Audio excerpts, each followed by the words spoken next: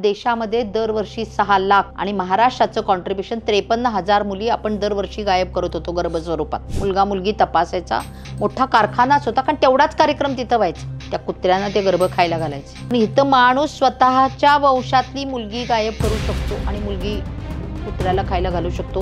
हा भयंकर अनुभव आम्ही आयुष्यामध्ये घेतलेला आहे. मुलगा मुलगी तपासायचं मशीन म्हणायच्या बायका याला सोनोग्राफी मशीन आजही म्हणत नाहीत. मशीनवर बघायचे, टी व्हीत बघायचे. म्हणजे आपल्याकडे खरं तर सुलभ शौचालय जास्त हवी आहेत, पण आपल्याकडे सोनोग्राफी सेंटर्स जास्त आहेत. एका बाजूला सरस्वतीचा फोटो आणि एका बाजूला गणपतीचा फोटो. तर डॉक्टर बाकी काहीच करायचे नाही, सोनोग्राफी करायचे आणि गणपतीला नमस्कार करायचे. आपण ओळखायचा मुलगा आहे, मग ते सरस्वतीला नमस्कार करायचे. म्हणजे देवांचा किती गैरवापर करू शकतात बघा. हिरवा रंग वापरायचे पेन, त्याच्याने रिपोर्ट लिहिला की मुलगा, आणि लाल रंगाने वापरले की मुलगी. तुम्ही पेशंटला सांगणार अरे हिरवा रंगाचा रिपोर्ट आहे, मुलगा आहे जा. आणि लाल रंगात लिहिला म्हणजे आपला रिपोर्ट डेंजर मध्ये आहे, म्हणजे मुलगी आहे. रेड म्हणजे डेंजर, बाई म्हणजे डेंजर. काही हॉस्पिटल आहेत त्यांच्याकडे सगळे मुलगे जन्माला येतात, असं कसं होईल? म्हणजे काहीतरी गडबड आहे. काही दवाखाने असे त्यांच्याकडे 14 आठवड्यानंतरच्याच बायका तपासायला जात आहेत.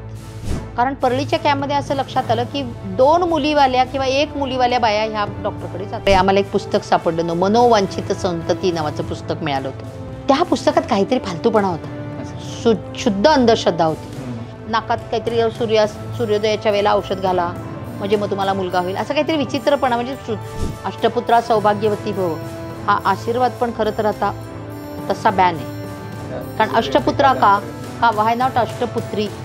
मुलींशी चुकीच्या वागण्याच्या पद्धतीला आणि वागण्याच्या संस्कृतीला इथे मान्यता आहे की महिलांना बरोबरीत आम्हाला मतदानाचा अधिकार मिळाला, तो बाबासाहेबांमुळे मिळाला. तो जो सांस्कृतिक पद्धतीने मिळवायचा झाला असता तर ब्रिटनमधल्यासारख्या अजून 200 वर्ष आम्हाला झगडावं लागलं असतं. म्हणजे एवढं मोठं धान्य निर्माण करणारा हा देश, जगाला धान्य पुरवेल एवढा या देशामध्ये धान्य निघतं आणि एवढ्या मोठ्या स्वतःला आपण शेतीप्रधान देश मानतो, अशा देशामध्ये कुपोषणासाठी का जागतिक बँकेकडे पैसे मागावे लागतात? कारण आपल्या महिलांच्या कुपोषणाकडे आपलं दुर्लक्ष आहे. जगाचा सन्मान, भारताचा अभिमान. ॲडव्होकेट डॉक्टर वर्षा देशपांडे मॅडम यांना नुकताच UN पॉप्युलेशन अवॉर्ड मिळालेला आहे. UN पॉप्युलेशन अवॉर्ड हा भारतातील केवळ 3च व्यक्तींना मिळाला आहे. 1983 साली इंदिराजी गांधी, JRD टाटा आणि 2025मध्ये वर्षाताई देशपांडे यांना. UN पॉप्युलेशन अवॉर्ड याची संकल्पना काय होती? 1981 साली पहिल्यांदी या अवॉर्डची सुरुवात झाली. संयुक्त राष्ट्रसंघ हा अवॉर्ड देतो. जगामध्ये 180 देश आहेत आणि साधारणपणे 172 देश संयुक्त राष्ट्रसंघाचे सदस्य आहेत.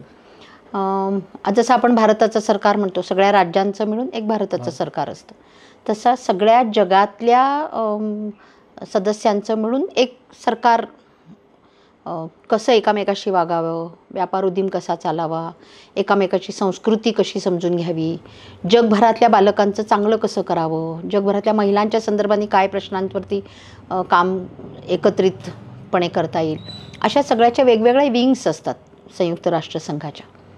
आणि त्या संयुक्त राष्ट्रसंघाच्या 172 देशांच्या मिळून युनायटेड नेशन्स पॉप्युलेशन फंड, म्हणजे संपूर्ण जग हे लोकसंख्येने बनलेलं आहे आणि त्या लोकसंख्येच्या विकासावरती जगाचा विकास अवलंबून आहे. आणि त्याची काळजी घेणारं जे UNFPA आहे, त्याच्या माध्यमातून हा दरवर्षी जागतिक लोकसंख्या दिन साजरा होतो. पूर्वी आपण ह्याला लोकसंख्या नियंत्रण दिवस म्हणायचो, पण आता लोकसंख्येचा नियंत्रण करण्याची गरज आहे असं मानलं जात नाही. लोकसंख्या ही जगाची शक्ती आहे, तिचं विकास केला पाहिजे. आणि त्या विकासाच्या दृष्टीने दरवर्षी 11 जुलैला जागतिक लोकसंख्या दिन साजरा केला जातो. आणि त्या दिवशी संयुक्त राष्ट्रसंघाच्या वतीने 2 अवॉर्ड्स दिले जातात. एक पॉप्युलेशनमध्ये काम करणाऱ्या व्यक्तीला दिला जातो आणि दुसरा जो अवॉर्ड आहे तो संस्थेला दिला जातो. त्याप्रमाणे 1981 पासून जे ह्या अवॉर्डची सुरुवात झाली, त्याच्यामध्ये 32 वर्षानंतर भारताला हा सन्मान 1992 साली टाटांना मिळाला, 83ला इंदिराजींना मिळाला, 92ला JRD टाटांना मिळाला. त्याच्यानंतर 12 वर्षापूर्वी भारतातल्या हेल्पेज नावाच्या एका संस्थेला संस्था पुरस्कार मिळाला होता. आणि त्याच्यानंतर हा अवॉर्ड संयुक्त राष्ट्र संघाच्या पॉप्युलेशन अवॉर्ड 2025 नावाने भारताचं प्रतिनिधित्व करत मी तो स्वीकारला. हे अवॉर्ड देताना प्रामुख्याने कोणत्या गोष्टी चेक केल्या जातात? याचं खरं तर 172 देशातून नॉमिनेशन्स येतात. अच्छा. प्रत्येकच राष्ट्र आपल्या राष्ट्रामध्ये पॉप्युलेशन डेव्हलपमेंटच्या दृष्टीने जे चांगलं काम झालेलं आहे, चांगल्या व्यक्ती ज्या काम करत आहेत, कधी ते पॉलिटिशियन्स आहेत, कधी ते कॉर्पोरेट्स आहेत, कधी ते सामाजिक ॲक्टिव्हिस्ट आहेत, कधी ते वकील आहेत, अशांचे नॉमिनेशन जातं आणि ते नॉमिनेशन त्या देशातल्या सामाजिक संघटनांनी किंवा व्यक्तींनी करायचं असतं. त्याप्रमाणे इथून गर्ल्स काउंटनी ते नॉमिनेशन माझं पाठवलं होतं. गर्ल्स काउंटच्या रिजवान परवेज यांनी ते पाठवलं होतं आणि मग त्याची नोंद घेतली गेली. तर आम्ही जे काही पॉप्युलेशन म्हणजे अर्धं जग महिलांचे आहे आणि आम्ही महिलांच्या हक्कासाठी म्हणजे गर्भाशयापासून ते थडग्यापर्यंत जीवनभर किंबहुना जन्माला येण्याच्या आधीपासून स्त्रियांच्या संदर्भाने जे काही आम्ही काम केलं, कारण जगभरातला एकही देश असा नाही की जिथे स्त्रियांना कमी लेखलं जात नाही किंवा स्त्रियांचे प्रश्न निर्माण झालेले नाही, स्त्रियांची सुरक्षा चॅलेंज झाली नाही, असा देशच जगामध्ये नाही आहे. त्यामुळे त्या संदर्भामध्ये जे आम्ही काम केलं त्याची नोंद घेतली गेली.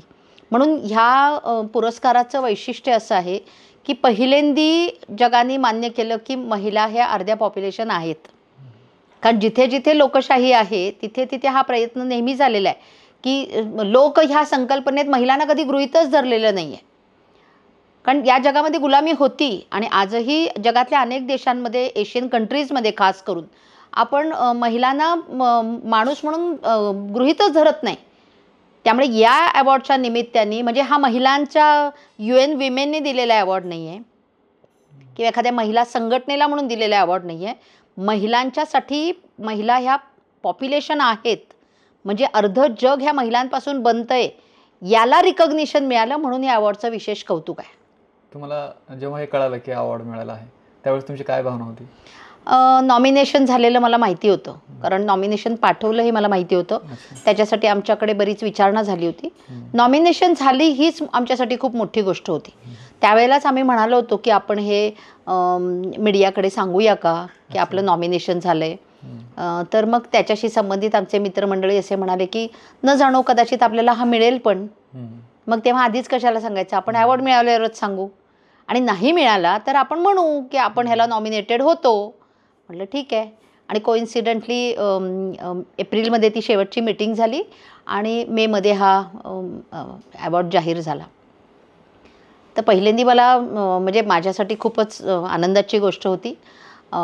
थोडा ताण पण आला, कारण आता एवढा मोठा अवॉर्ड, एवढ्या 2 महान व्यक्तीनंतर एक भारतीय व्यक्ती म्हणून आपल्याला हा पुरस्कार मिळणार ह्याचा थोडासा स्ट्रेस पण अजूनही तो आहे मला.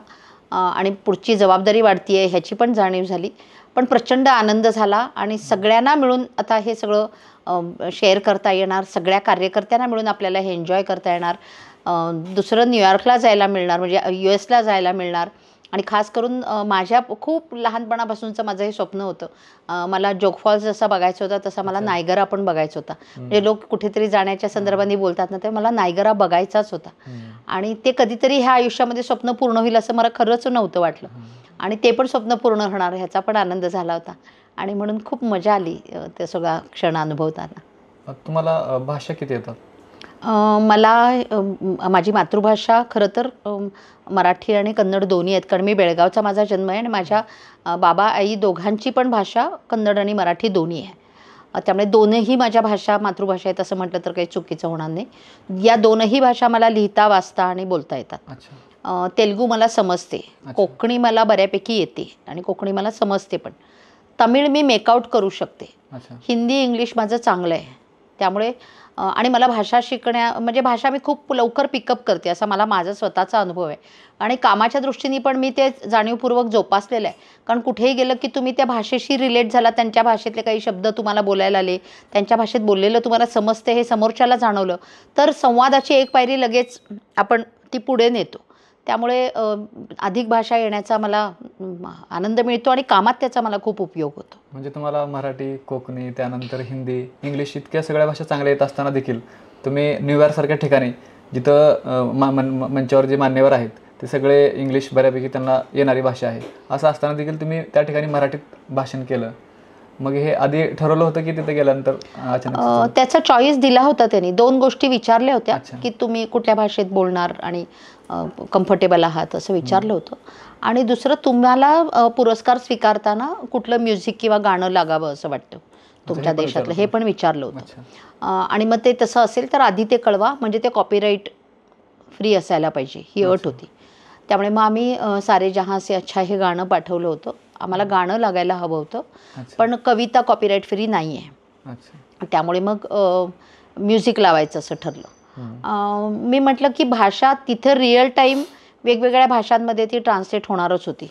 रशिया, स्पेन, बऱ्याच वेगळ्या भाषांमध्ये जगभरातल्या जे सदस्य आहेत ते ज्या वेळेला पुरस्कार दिला जाणार होता त्यावेळेला तो जगभरामध्ये UNTV माध्यमातून टेलिकास्ट होणार होता. आणि जरी मी माझ्या भाषेत, ज्या कुठल्या भाषेत मी बोलणार ते भाषेत जरी मी बोलत असले तरी ते रशियन भाषेत तिकडे ऐकू जाणार होतं. कारण तिथला रशियन माणूस तिथे बसून ते रिअल टाईम ट्रान्सलेशन करत होते. त्यामुळे माझ्या भाषणाची स्क्रिप्ट इंग्लिशमध्ये त्यांनी मागवली होती. त्यामुळे मी म्हटलं माझ्या भावना व्यक्त करण्यासाठी माझी चांगली भाषा कुठली, तर ती मराठी. आणि एवढा जागतिक पातळीवरचा पुरस्कार स्वीकारत असताना माझी जी माणसं आहेत, ज्या माणसांसोबत मी काम केलं, ज्या माणसांसाठी मी काम केलं, त्यांची भाषा मराठी आहे. त्यामुळे मी तिथे जागतिक पातळीवर जाऊन काय बोलते हे माझ्या माणसांना पण कळलं पाहिजे ना. मी इंग्रजीत जाऊन बोलले तर माझ्या ग्रामीण भागातल्या माझ्या मैत्रिणींना ते कसं कळणार होतं. मी काय जाऊन बोलले ते येऊन सांगत बसले असते. तर मला असं वाटलं की त्या क्षणी जेव्हा मी ते स्वीकारते त्या क्षणी माझ्या भावना आणि माझा विचार काय आहे हे माझ्या लोकांना समजलं पाहिजे. ज्या लोकांसाठी मी लढले त्यांना पण समजलं पाहिजे. आणि तो चॉईस दिला होता मला. त्यामुळे मला असं वाटलं की मराठीत बोललं पाहिजे. आणि आता मला जाणवतं की हा माझा निर्णय अगदी बरोबर होता. कारण एकतर मला छान व्यक्त होता आलं, दुसरं मराठी भाषा रिअल टाईम त्यावेळेला सगळ्या जगभरातल्या महत्त्वाच्या भाषांमध्ये भाषांतरित होऊन जगामध्ये त्याचं टेलिकास्टिंग झालं. आणि या म्हणजे पुरस्कारांनी जेवढी ऊर्जा मिळाली तेवढीच मराठीत भाषण करण्याने संपूर्ण महाराष्ट्रभरातल्या नव्हे जगभरातल्या मराठी माणसांना खूप अभिमान वाटला. आपली भाषा इतक्या उंचीवर जाऊ शकते आणि तिथे जाऊन आपण मराठी भाषेत बोलू शकतो. सांगायला हरकत नाही की तिथे मी गेल्यानंतर जेव्हा मी हा निर्णय केला आणि मग माझ्या शेजारी आमच्या नटालिया मॅडम बसल्या होत्या, त्या म्हणाल्या, त्यांनी आणि पीटर नावाचे जे आमचे तिथले महत्त्वाचे कम्युनिकेशन अधिकारी होते ते म्हणाले की इथे खूप महाराष्ट्रीयन माणसं या सभागृहात येऊन गेली आहेत, पण आमच्या माहितीप्रमाणे तुम्ही पहिले आहात संयुक्त राष्ट्रसंघाच्या त्या सभागृहामध्ये मराठीत बोलणाऱ्या. त्यामुळे मला असं वाटतं हा पण मी रेकॉर्ड केलेला आहे की मराठीत पहिल्यांदी युनोच्या सभागृहात बोलण्याचा. पण भाषा वार आपण पाहतोय, कारण अनेक ठिकाणी स्टेट वाईज आहे ह्या गोष्टी चाललेत, पण जगाच्या पाठीवरती जाऊन तुम्ही न्यूयॉर्कमध्ये आपल्या मराठी भाषेचा डंका वाजवलात. त्याबद्दल प्रत्येक मराठी माणसाला अभिमानाने छाती त्या दिवशी फुलली होती. तुमच्या सामाजिक कार्याची सुरुवात कशी झाली नेमकी?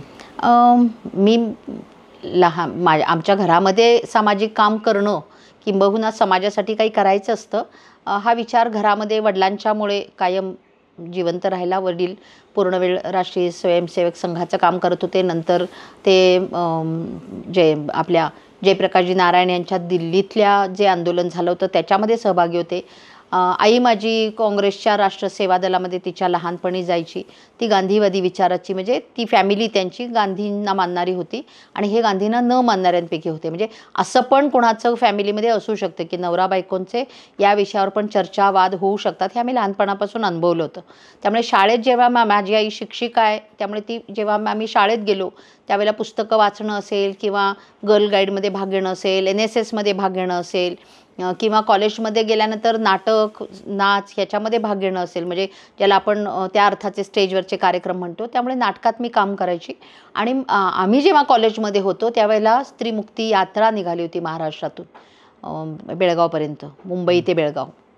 आणि त्यावेळेला मुलगी झाली हो हे नाटक गाजत होतं जे ह्या सगळ्या विषयाशी संबंधित आहे. आणि त्या नाटकांमध्ये खूप मोठ्या प्रमाणावरती मराठी कानडी प्रयोग केले गेले आणि त्याच्यामध्ये मी काम केलं. त्यामुळे त्या नाटकामुळे हा विचार काय असतो, मग त्यात तशा पद्धतीच्या सामाजिक संस्था संघटना ज्या होत्या त्यांच्याशी संबंध आला. आणि मग आम्ही हे सगळं समजून घ्यायला लागलो की हिंदू मुस्लिम काय विषय आहे, सामाजिक काम करतात म्हणजे काय करतात, जातीचा अंत झाला पाहिजे म्हणजे नक्की काय म्हणतात, हे सगळे जे शब्द जे आज आम्ही वापरतो समाजासाठी काम करताना, किंवा अंधश्रद्धा म्हणजे आमचं घर तिकाटण्यावर आहे, म्हणजे 3 रस्ते जिथे जुळतात अशा ठिकाणी, आणि तिथं ते भात बीत आणून ठेवायचे वगैरे. तर मी पोरींना पाठवायचे आणि जा गं ते लिंबू उचलून आणा म्हणायचे, आणि ते लिंबू पिळून, म्हणजे उगीच ते हिरोगिरी करायची, ती लहानपणापासूनची सवय. ते काय टाचण्या बिचण्या ते काय सगळं खोटं असते म्हणायचो आम्ही, आणि ते लिंबू पिळून आम्ही जिथे घाबरतात तिथे डेअरिंग करायचं, म्हणजे तिथे नाही जायचं तर ते धाडस करायचं. असं मुळात धाडस, भीती हा शब्दच आजही माझ्या कोशामध्ये नाही. चुकीचं करायचं नाही, चुकलं तर माफी मागायची, पण घाबरून जगणं हे नाही, स्वभावाचा भागच नाही. निर्भयपणे जगलो तर जिवंत आहोत असं समजावं, आणि निर्भयता सोडली तर आपण संपलोय माणूस म्हणून असं समजावं, असं माझं स्वतःच्या विषयीचं मत आहे. त्यामुळे भीती हा शब्द माझ्या लहानपणी कधी नव्हता, कुणालाच कधीच घाबरले नाही मी. कुणासमोरही जाऊन बोलताना जर योग्य असेल तर बोलतानाही मी कधी आजही घाबरत नाही, तेव्हाही नव्हते कधी घाबरले. त्यामुळे त्याची भीती, हे असल्या सगळ्या गोष्टींची भीती, देवाला का घाबरायचं? देव तर आपला दोस्त आहे, देव तर आपलं चांगलं करणं. मग देवाला घाबरून काही गोष्टी करायच्या आणि काही गोष्टी नाही करायच्या, मग भूतं असतात, मग ते असले काहीतरी करतात, हे सगळं चुकीचं आहे असं वाटत होतं. पण त्याला अंधश्रद्धा निर्मूलनासारख्या ज्या चळवळींच्या आमच्या काळामध्ये खूप जोरात त्यावेळेला सगळं सुरू होतं, त्यामुळे त्या सगळ्यामुळे आमची वैचारिक, ज्याला पोषण म्हणतात ना, म्हणजे जेवायला खायला द्यायला शरीर पोसलं जातं, पण मेंदूचं जे पोषण आहे, विचारांचं जे पोषण आहे, ते ह्या निमित्ताने ह्या सगळ्या चळवळीमुळे, नाटकामुळे आणि शाळा कॉलेजमध्ये असलेल्या ह्या सगळ्या वातावरणामुळे, NSS सारख्या माध्यमांमुळे आमचं खूप चांगल्या प्रकारे होऊ शकलं. आणि मग एका टप्प्याला मला असं जाणवलं की मला आयुष्यामध्ये जे करायचं, मला सगळ्यात पहिली अट ही काय आहे की तुम्ही आनंदी असायला पाहिजे, तुम्हाला मजा वाटली पाहिजे, काम तुम्हाला स्ट्रेसफुल झालं नाही पाहिजे, ताण नाही वाटला पाहिजे. तर मी स्वतःचा जेव्हा शोध घेतला की मला कशाने बरं वाटतं, कारण मी BCom ग्रॅज्युएट आहे, मी लॉ कंप्लीट केलेलं आहे, किंबहुना इकॉनॉमिक्स हा माझा आवडीचा विषय होता, केमिस्ट्री पण मला आवडायचं ॲट सेम टाईम. पण मी जेव्हा स्वतःला शोधलं, किंवा स्वतःला आपण विचारतो ना आपल्याला काय करायचं, मजा कशात येते, तर मला बायकांच्या मध्ये बसून त्यांच्याबरोबर काहीही करताना मला खूप मजा येते. म्हणजे मी स्वतःला विसरते, मला ते स्ट्रेसफुल वाटत नाही, मला कम्फर्ट मिळतं, मला ॲट इज वाटतं. तर माझी ही प्राथमिक गरज होती की मला बायकांसोबत काहीतरी करायचं आहे. आणि मला वाटतं की ह्यांनी त्या खूपच ताकदीच्या आहेत, जिद्दी आहेत, खूप पुरुषांपेक्षा, कारण त्या फर्स्ट व्हर्जन आहेत, त्यांच्याकडे खूप मोठी ताकद आहे, त्यांनी पुरुष निर्माण केलेले आहेत, आणि तरी पुरुष त्यांना कमी लेखतात आणि त्यांना एवढं सप्रेस करतात. तर त्यांना त्याची जाणीव झाली पाहिजे, ही माझी आंतरिक इच्छा होती. आणि म्हणून मला असं वाटलं की सामाजिक काम हेच माझं क्षेत्र आहे, आणि त्यांना सगळ्यात महत्त्वाची गोष्ट मदत कुठली मिळाली पाहिजे. जेवायला खायला मिळालं नाही तरी चालतं, बायका उपाशी राहायला आपल्या देशात आणि जगभरामध्ये हे सोसू शकतात, पण त्यांना जो आयडेंटिटी आणि स्पेस नाही दिली, म्हणजे त्यांना त्या कोण आहेत ह्याची जाणीव दिली, आणि त्यांना एक जागा दिली की ही तुझी जागा, इथून तुला कोणी नाही हलवणार, असं म्हटलं तर जे प्रचंड ऊर्जा देऊन बायका काम करतात तर त्या जग बदलू शकतात, असा माझा अनेक बायकांना जवळून बघून माझा अनुभव आहे. आणि म्हणून मला असं वाटलं की याच्यामध्ये मला काहीतरी आयुष्यामध्ये करायचं आहे, आणि त्याच्यात मला आयुष्याचा आनंद सापडतो. म्हणून पूर्णवेळ सामाजिक काम करायचा मी निर्णय केला. आणि तो जेव्हा बेळगावला मी शिकत होते त्याच वेळेला कॉमर्स ग्रॅज्युएट जरी झाले तरी त्याच्यानंतर हा निर्णय झाला होता. पण मला असं वाटत होतं की लोकांनी का वर्षा देशपांडेंचं ऐकावं, तर काहीतरी आपल्याला समोरच्याला देता येईल असं काहीतरी पाहिजे ना. मग डॉक्टर तर काय होणं शक्य नव्हतं, कारण BCom ग्रॅज्युएशनचा निर्णय झालेला होता. मग म्हटलं माझ्याकडे एक कायदेशीर नॉलेज पाहिजे, जे मी लोकांना ऑफर करू शकेन, मी म्हणू शकेन की माझ्याकडे ही तुम्हाला द्यायला सेवा आहे, आणि मग ते माझं ऐकतील. म्हणून ही सेवा, आणि ही सगळ्यात महत्त्वाची सेवा आहे, म्हणजे सर्व स्तरावरती, सर्व टप्प्यांवरती, अगदी चाइल्ड राईटपासून ते सिनियर सिटीजन्स राईटपर्यंत सगळ्या टप्प्यावर, आणि स्थावर जंगम मालमत्तेपासून ते क्राईमपर्यंत सगळीकडे वकिलांची आणि कॉन्स्टिट्युशनल अंडरस्टँडिंगची एक संविधानिक समज असण्याची फार गरज आहे. त्यामुळे मला असं वाटलं की माझा निर्णय, म्हणजे मला अजिबातच ह्याचा पश्चाताप नाही आहे की अरे ह्याच्यापेक्षा मी वेगळं काहीतरी करू शकले असते, असं मला अजिबात वाटत नाही. वकील म्हणून मी जे शिक्षण घेतलं आणि वकील म्हणून जी काही मी सेवा देऊ शकते आणि त्यामुळे जे काही मी काम करू शकले, या सगळ्याचा मला आनंद आहे. बोलता बोलता तुम्ही उल्लेख केला NSSचा. NSSमध्ये असताना तुम्हाला महाविद्यालयामध्ये त्याचा वेगळा असा काही फायदा झाला, आणि त्या काळी NSSमध्ये कोणत्या ॲक्टिव्हिटी व्हायच्या शिबिरामध्ये? खूप गंमत होती, खरं सांगायला हरकत नाही. आता हा सगळा आपला पॉडकास्ट आपली तरुण पिढी बघणार आहे, आणि ते पण बहुधा माझ्यासारखाच त्यावेळेला विचार करत होते, मी तसाच ते पण करत असणार. तेव्हा मी पण होते 20-22 वर्षाची. आम्ही मुलींना एकत्र भेटायला मिळतं म्हणून NSSमध्ये गेलो होतो, खरं सांगायला हरकत नाही. गेलो त्यावेळेला खरंच की शाळा कॉलेजमध्ये मोकळेपणाने भेटायला गप्पा मारायला ग्रुप मिळत नाही. मग आपण आम्ही ग्रामीण भागात जायचो. जास्त बोलत नव्हते. अरे बोलत नव्हते, वेगळं वेगळं बसवायचे. म्हणजे मी साताऱ्यात आल्यावर तो प्रयोग केला तर मी ओरडा खाल्लेला इथल्या एका शाळेमध्ये. मी नोकरी करत होते काही दिवस आणि एक मुलगा एक मुलगी मी बसवलं इथे, तर मी ओरडा खाल्लाय त्याच्यासाठी प्रिन्सिपल सरांचा. मी म्हटलं माझ्या तासामध्ये मी जबाबदारी घेते आणि माझ्या वर्गात ती मुलगा आणि मुलगी एक मुलगा एक मुलगी बेंचवर बसणार. तर ते इथे सांस्कृतिक सगळं गडबड झाली होती इथे 88 सालची गोष्ट. पण जेव्हा आम्ही जायचो तेव्हा असं मोकळेपणाने बोलता वगैरे यायचं नाही ना मुलांच्या बरोबर, किंवा खूप नावं ठेवायचे. मग आमचा खूप छान ग्रुप होता. तर आम्हाला असं वाटायचं की आपण गावाकडे जाऊ, NSS कॅम्प बिम्प असतो तेव्हा आपल्याला सगळ्यांना एकत्र छान मजा करता येईल, सायकली बिकली घेऊन जायचं वगैरे असं म्हणून आम्ही मुलामुलींना एकत्र जाण्यासाठी म्हणून आम्ही निर्णय केला की चला आपण NSS मध्ये भाग घेऊ.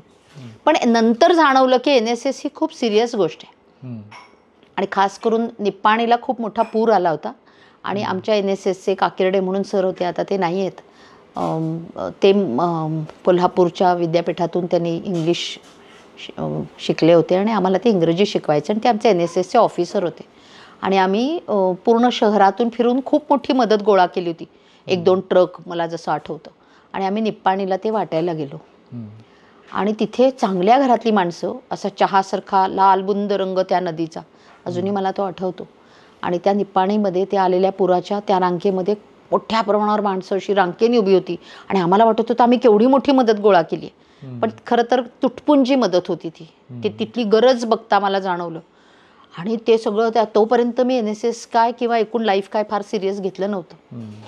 आणि ते जेव्हा सगळं घेऊन गेले आणि ती माणसं ज्या रांगेने उभी राहून ते सगळं घेत होती ते बघून मला प्रचंड रडू कोसळलं.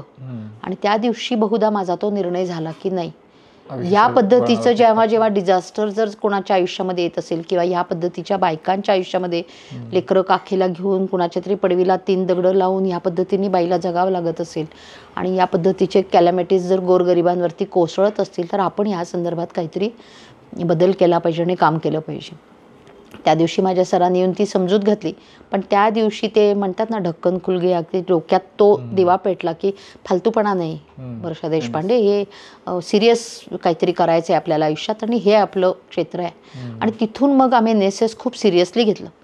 NSSची मी म्हणजे माझ्या कॉलेजची मी प्रमुख होते त्या NSSची.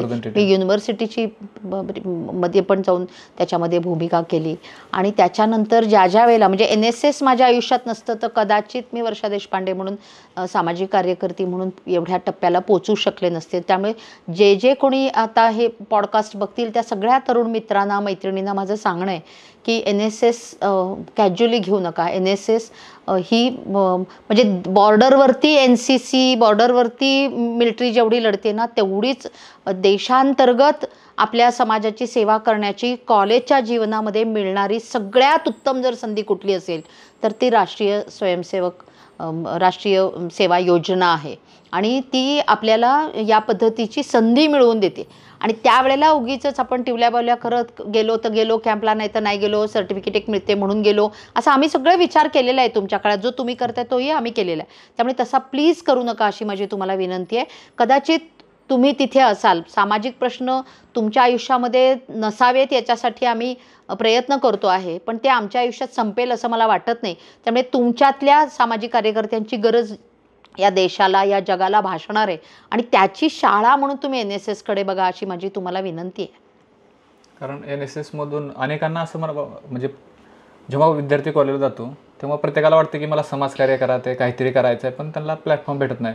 पण NSS हे असं माध्यम आहे की ज्या ठिकाणी समाजात जे प्रश्न आहेत त्याची जाणीव होते. त्यामुळे तुम्ही आता सांगितल्याप्रमाणे NSSचा जो सदुपयोग आहे ते आजच्या तरुणाईनं करायला हवा. अगदी खरं आहे. सन 1971 पासून महिलांना गर्भपाताचा अधिकार दिला आहे. यामागचा हेतू काय होता त्या काळी 1971 साली?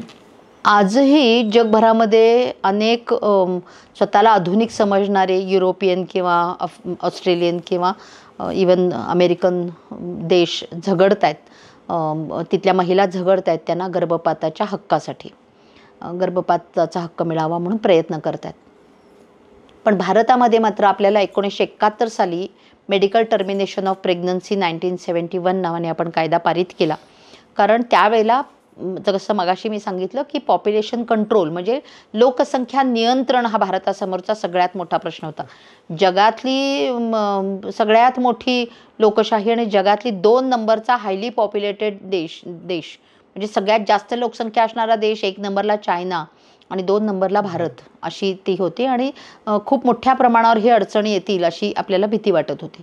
म्हणून 1971 साली आणि खूप हा विषय पण जेंडर बायस आहे म्हणजे स्त्री पुरुष समतेचा विचार न करता केलेला कायदा आहे असं मीच नाही तर माननीय सर्वोच्च न्यायालयाने पण अलीकडे असं म्हटलेलं आहे. या कायद्यामध्ये 4 अटींमध्ये आपण गर्भपाताचा हक्क दिलेला आहे महिलांना आणि तो फंडामेंटल राईट नाही आहे म्हणजे मूलभूत अधिकार नाही आहे, तो आरोग्य हक्क आहे. म्हणजे एखाद्या महिलेचा जर 4 HB असेल, तिचं जर हिमोग्लोबिन कमी असेल आणि तिला जर तो गर्भ नको असेल तर तिचा गर्भपात करता येणार नाही कारण तिच्या जीवाला धोका होऊ शकतो. त्यामुळे डॉक्टर हे ठरवतात की एखाद्या महिलेला तो दिला पाहिजे का हक्क आणि तिला ते एक्सरसाइज तिने केला पाहिजे का.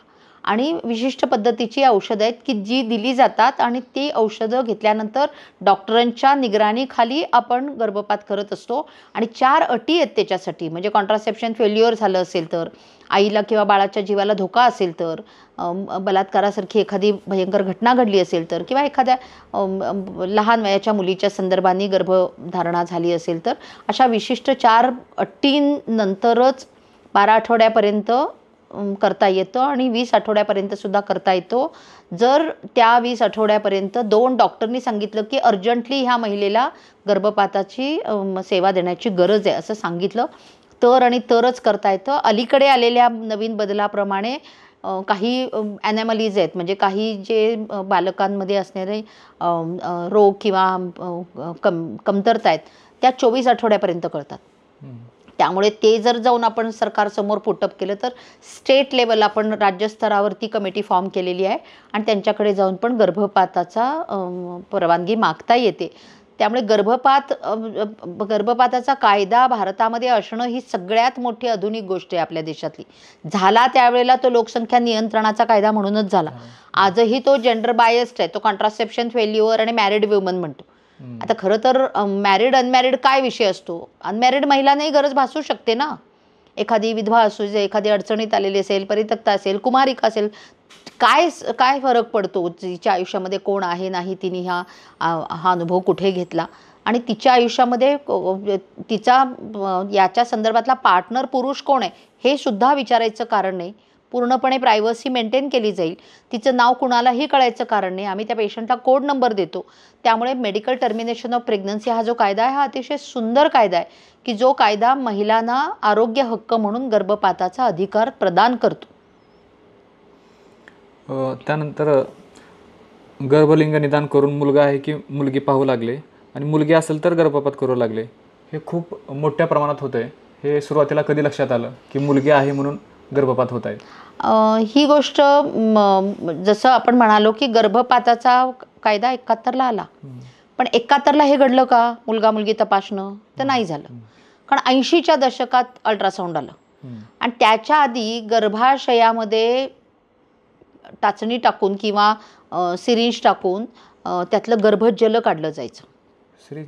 हां, गर्भजल काढलं जायचं गर्भाशयाच्या पिशवीतून आणि ते तपासलं तर मुलगा का मुलगी कळायचं. त्याला ॲम्युनोसिंटायसिस म्हणतात. गर्भजल परीक्षा होती तोपर्यंत. एक मिनिट मी करतो. म्हणजे तुम्ही आत्ता म्हणलात सिरिंज आणि टाचणी अशाने महिलांना हो, आणि त्यामुळे अनेक महिलांचे गर्भाशय फाटायचे, गर्भपात ॲटोमॅटिकली व्हायचा, बायांचा जीव जायचा. अत्यंतिक घातक अशी ती प्रोसिजर होती आणि तरी डॉक्टर करायचे कारण पेशंट जायचे मुलगा मुलगी तपासायला आणि डॉक्टरांना त्याचे पैसे मिळायचे. त्यामुळे गर्भजल परीक्षा असं त्याचं आधी नाव होतं. पण ही सोनोग्राफी मशीन आल्यानंतर तुमचा कॉम्प्युटर असतो तशा पद्धतीने स्क्रीन असतं आणि तुमचा माऊस असतो त्या पद्धतीचा तो प्रोब असतो आणि तो पोटावरून फिराला तर त्या स्क्रीनवरती पोटाच्या आतल्या सगळ्या त्या ऑर्गन्स उमटतात. किडनी दिसते, बाकीचे पण ऑर्गन्स दिसतात. खूप चांगलं डिव्हाइस आहे, खूप चांगलं. म्हणजे ज्या वेळेला सायन्स एखादा शोध लावतो तो जगासाठी खूप उत्तम ठरू शकतो. त्यामुळे अल्ट्रासाऊंड हे डॉक्टर जे आंधळेपणाने हातात परीक्षा नाडी परीक्षा करून जी औषधं द्यायची त्याच्याऐवजी खूप मोठ्या प्रमाणावरती ह्या अल्ट्रासाऊंडमुळे आपण चांगलं करू शकलो.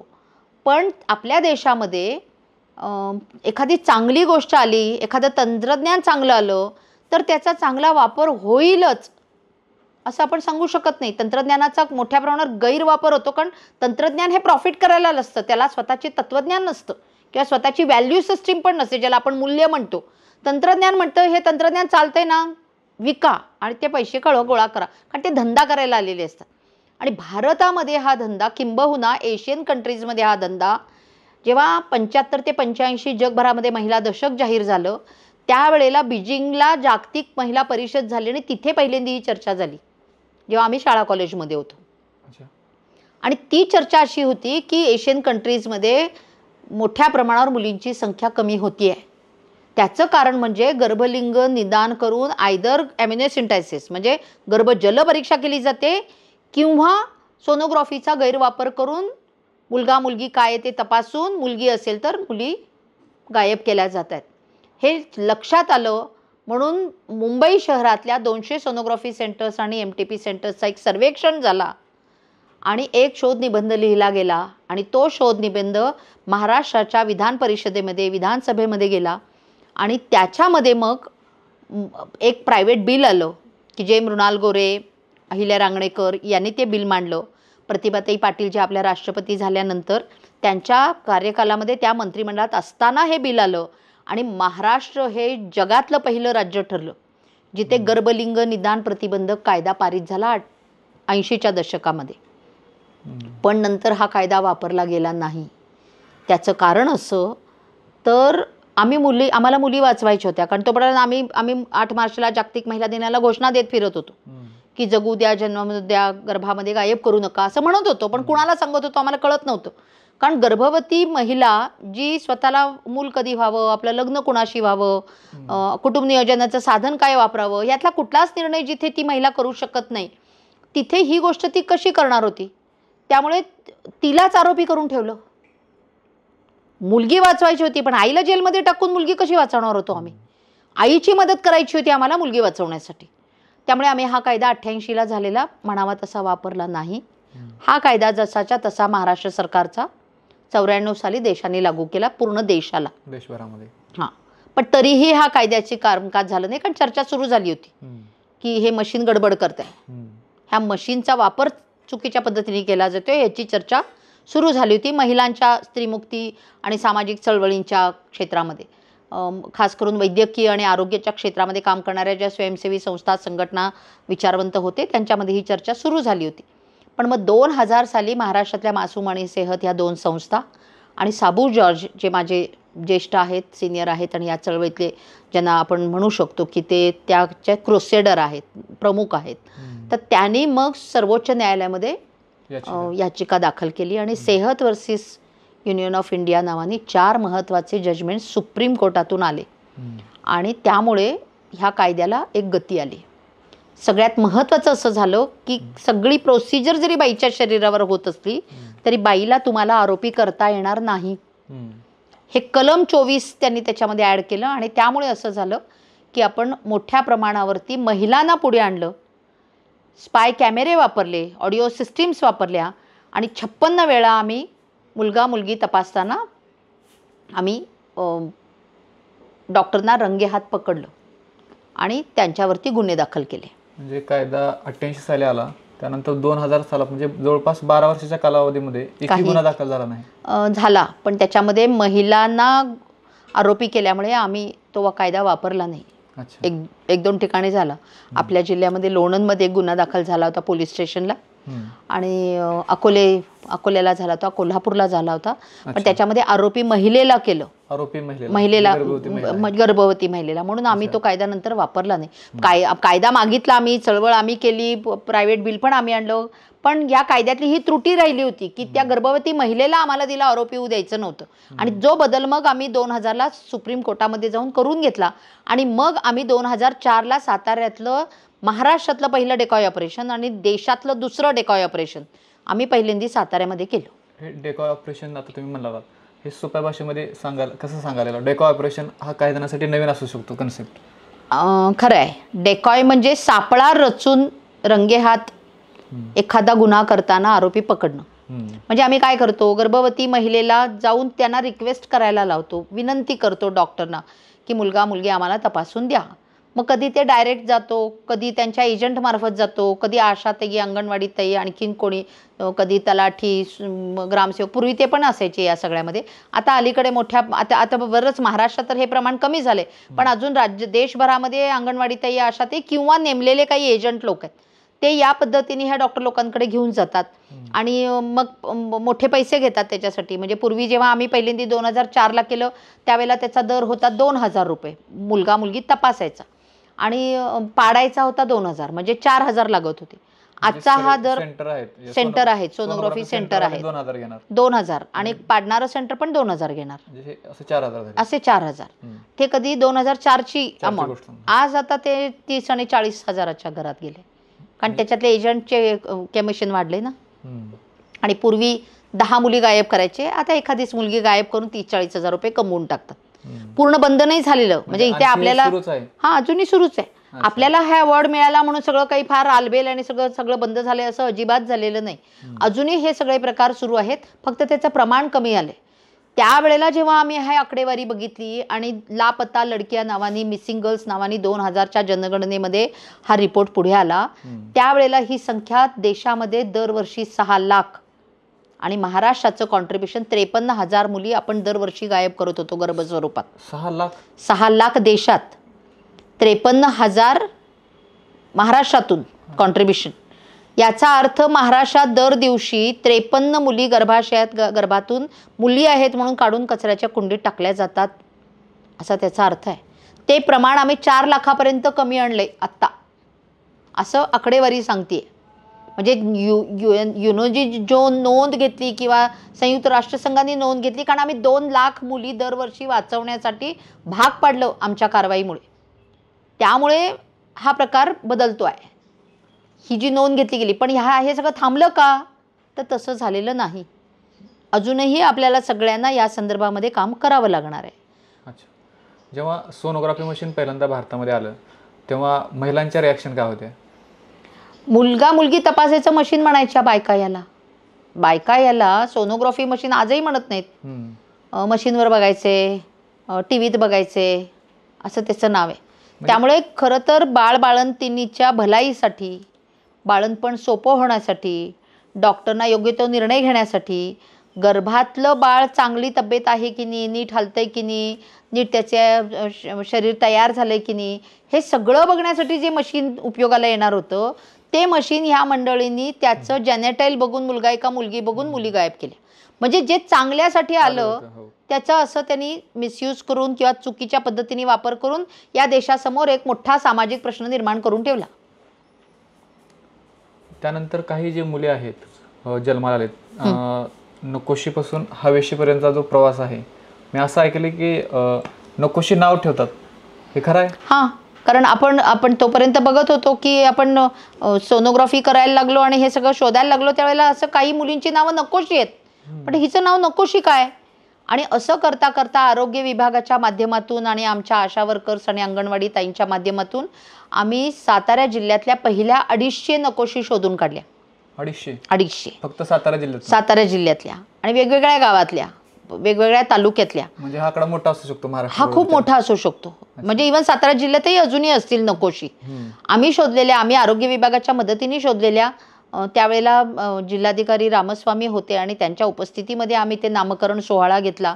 आमचे आरोग्य अधिकारी त्यावेळेला तिथे हजर होते, आमचे सगळे CO हजर होते आमच्या जिल्हा परिषदचे, आणि सगळ्यांनी मिळून तो कार्यक्रम घेऊन नामकरण केलं. त्यावेळेला सगळ्यात सिनियर मोस्ट जी ही होती नकोशी, ती 80 वर्षाची होती. आणि सगळ्यात यंगेस्ट जी नकोशी होती ती 8 वर्षाची होती. म्हणजे खूप आधीपासून सुरू आहे. हो, हे कॉमन आहे आपल्याकडे. पालकांना असं नाव नकोशी नाव. हा, म्हणजे आणि त्या नकोशी पहिली नव्हती, ती 2री, 3री, 4थी, 5वी मुलगी होती.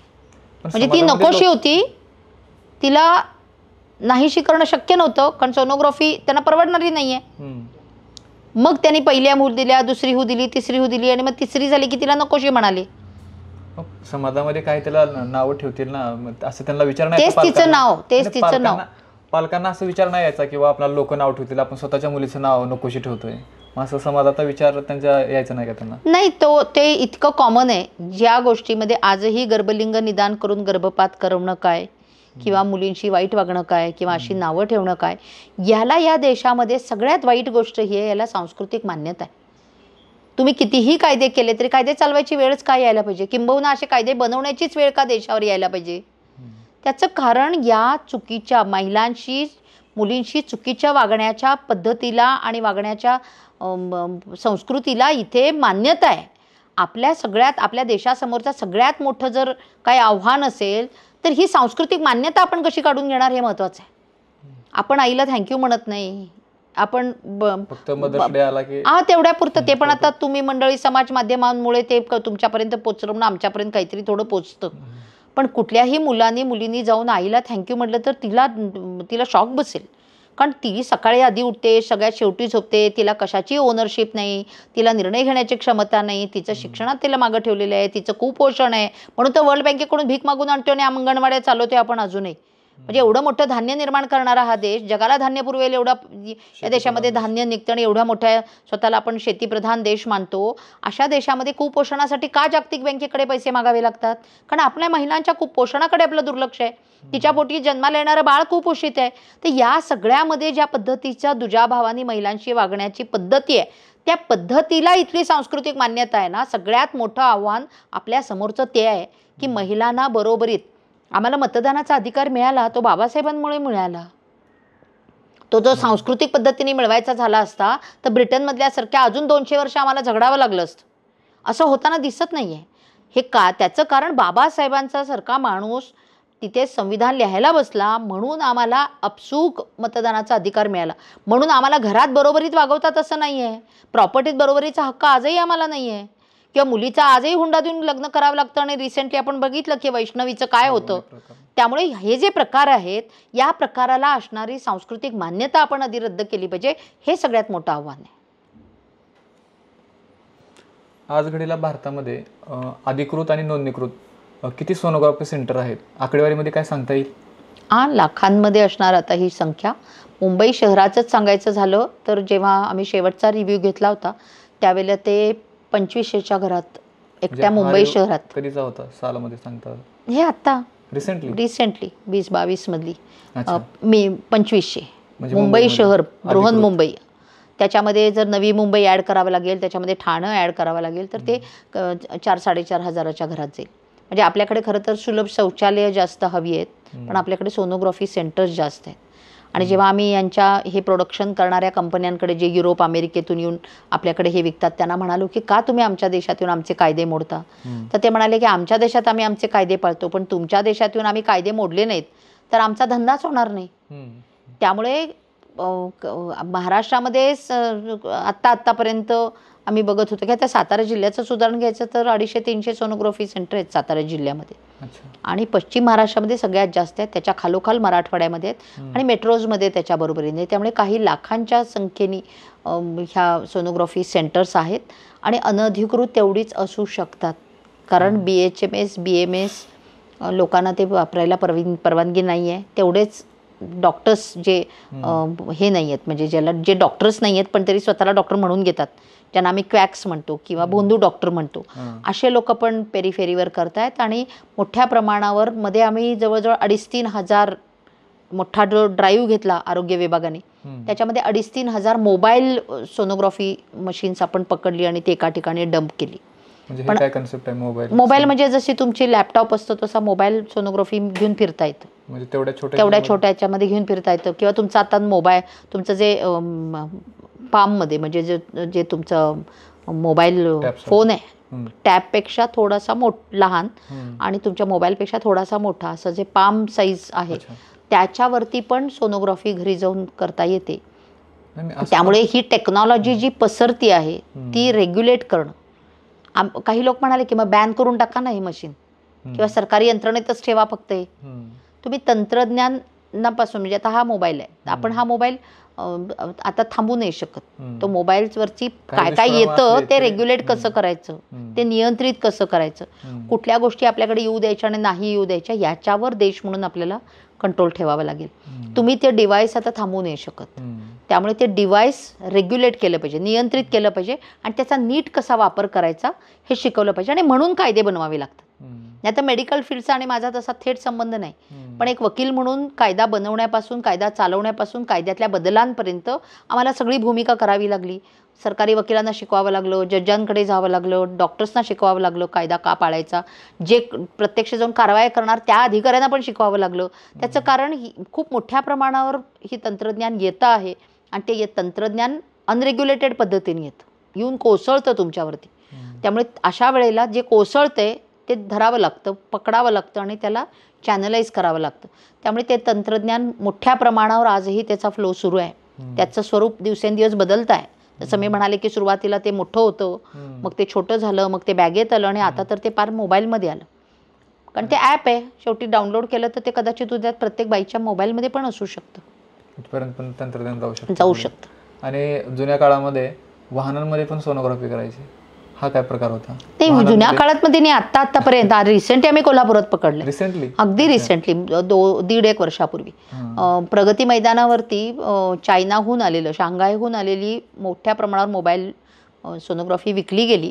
आणि मग एका बस स्टॉपवरती गरोदर महिला उभ्या राहायच्या. मग तिथं तो एजंट ती ओमणी गाडी घेऊन यायचा, त्या गरोदर महिला त्या गाडीत बसायच्या आणि पुढच्या स्टॉपवरती जाऊन तो थांबायचा आणि तिथे त्या उतरून घरी जायच्या. लोकांना काय वाटणार की गरोदर महिला वडापच्या गाडीत चढतायत, पण प्रत्यक्षामध्ये असं होतं की हे इकडून तिकडे जायचे आणि तिथे गेल्यानंतर या पद्धतीची सोनोग्राफी गाडीत व्हायची. आपल्याला काय वाटणार, ॲम्ब्युलन्स आहे, आजारी माणूस चाललं, नाहीतर ओबडापची गाडी आहे, बायका चढून चाललेत. मग जेव्हा शोध घेतला की इथं गरोदर बायका इथं उभे राहतात आणि तिकडे जाऊन उतरतायत, नक्की काय चाललंय हे बघितल्यानंतर ते या पद्धतीचे पोलिसांना लक्षात आली ही गोष्ट आणि मग कोल्हापूर पोलिसांनी ही कारवाई केलेली. आणि त्याच्यानंतर या पद्धतीच्या ज्या आणि ते डॉक्टर पण नव्हते, टेक्निशियन्स होते काही लोक, म्हणजे ते कोणीतरी असेच होते जे करत होते. मग ते पकडले गेले आणि मग आम्ही दिल्ली सरकारला लिहिलं की मोठ्या प्रमाणावर तुम्ही प्रगती मैदानावर अशा पद्धतीची प्रदर्शनं लावून विक्री होत असताना त्याच्यावर कंट्रोल ठेवा. सोनोग्राफी सेंटर्सना रिपोर्ट पण द्यावा लागतो आणि जर समजा काही डॉक्टर रिपोर्ट नाही दिले तर काय होतं? पहिली गोष्ट रिपोर्ट द्यायलाच पाहिजे. म्हणजे जसं आपण आता तुम्ही गाडी घेता, गाडी घेतल्यावर तुमच्या गाडीला नंबर असावा लागतो. तुम्ही गाडी ड्राईव्ह करता, तुमच्याकडे लायसन असावं लागतं. तसं सोनोग्राफी मशीन हे डिव्हाइस आहे, त्याचं रजिस्ट्रेशन करावं लागेल जसं गाडीचं करता. किंवा ते ऑपरेट करायचं असेल तर तुम्ही जसं ड्रायव्हिंगची परीक्षा देता RTO मध्ये जाऊन, मग तुम्हाला लायसन भेटतं. तसं जो क्वालिफाईड डॉक्टर आहे त्याला हे परमिशन घ्यावी लागेल तर ते सोनोग्राफी त्याला ऑपरेट करता येईल.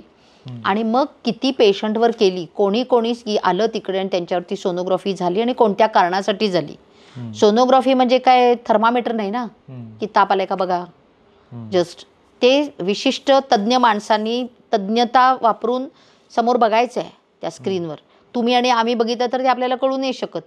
त्याचं शिक्षण आहे आणि ते शिक्षण घेतलेल्या माणसाला ते वापरता आलं पाहिजे. आता मुलगा मुलगी काही सांगता येतं, मुलगा किंवा मुलगी काहीतरी असणारच ना गरोदरपणी असतील तर. त्यामुळे हा जो रिपोर्ट करणं आहे, ही जी सगळं डॉक्युमेंट्स देणं आहे, याच्यानी त्या माणसाचं निर्दोषत्व सिद्ध करायला आम्हाला मदत होते कोर्टामध्ये. जर रिपोर्ट सगळा लिहिलाय तर तो दोषी अशाचं काहीच कारण नाही. पण 4 बायका त्यांच्या दवाखान्यात जाऊन आले, दोघींचेच रिपोर्ट लिहिले, दोघींचे नाही लिहिले. मग ते का नाही लिहिले? म्हणजे काहीतरी गडबड आहे. गडबड शोधण्यासाठी आपल्याला बघा सगळ्यांना सगळ्या गाड्या चेक करून पाठवतात. आपण सगळे अतिरेकी असतो का? नाही. पण आपलं चेक करून सोडता एखादा अतिरेकी त्यांना सापडू शकतो ना त्याच्यात. तसं ह्या सगळ्यांनी कागद आम्हाला दिली तर त्याच्यातून आम्हाला कळतं कोण बरोबर कोण चूक कार्यक्रम करायला. काही लोक व्यवस्थित आम्हाला रिपोर्ट पाठवतात आणि मग आम्ही त्यांच्याकडे जन्माला आलेली बाळांची जेव्हा चेक करतो की काही हॉस्पिटल्स आहेत त्यांच्याकडे सगळे मुलगेच जन्माला येतात. असं कसं होईल?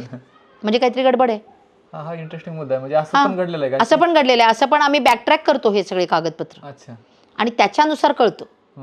काही दवाखाने असे त्यांच्याकडे 14 आठवड्यानंतरच्याच बायका तपासायला जात आहेत. काही दवाखाने असे आहेत, म्हणजे असे 2 दवाखाने आम्हाला सातारा जिल्ह्यात सापडले आणि ते परळीला आम्ही कॅम्प घेतला होता त्याच्यात सापडले ते 2 डॉक्टरची नावं. कारण परळीच्या कॅम्पमध्ये असं लक्षात आलं की 2 मुलीवाल्या किंवा 1 मुलीवाल्या बाया ह्या डॉक्टरकडे जात आहेत. का जात आहेत?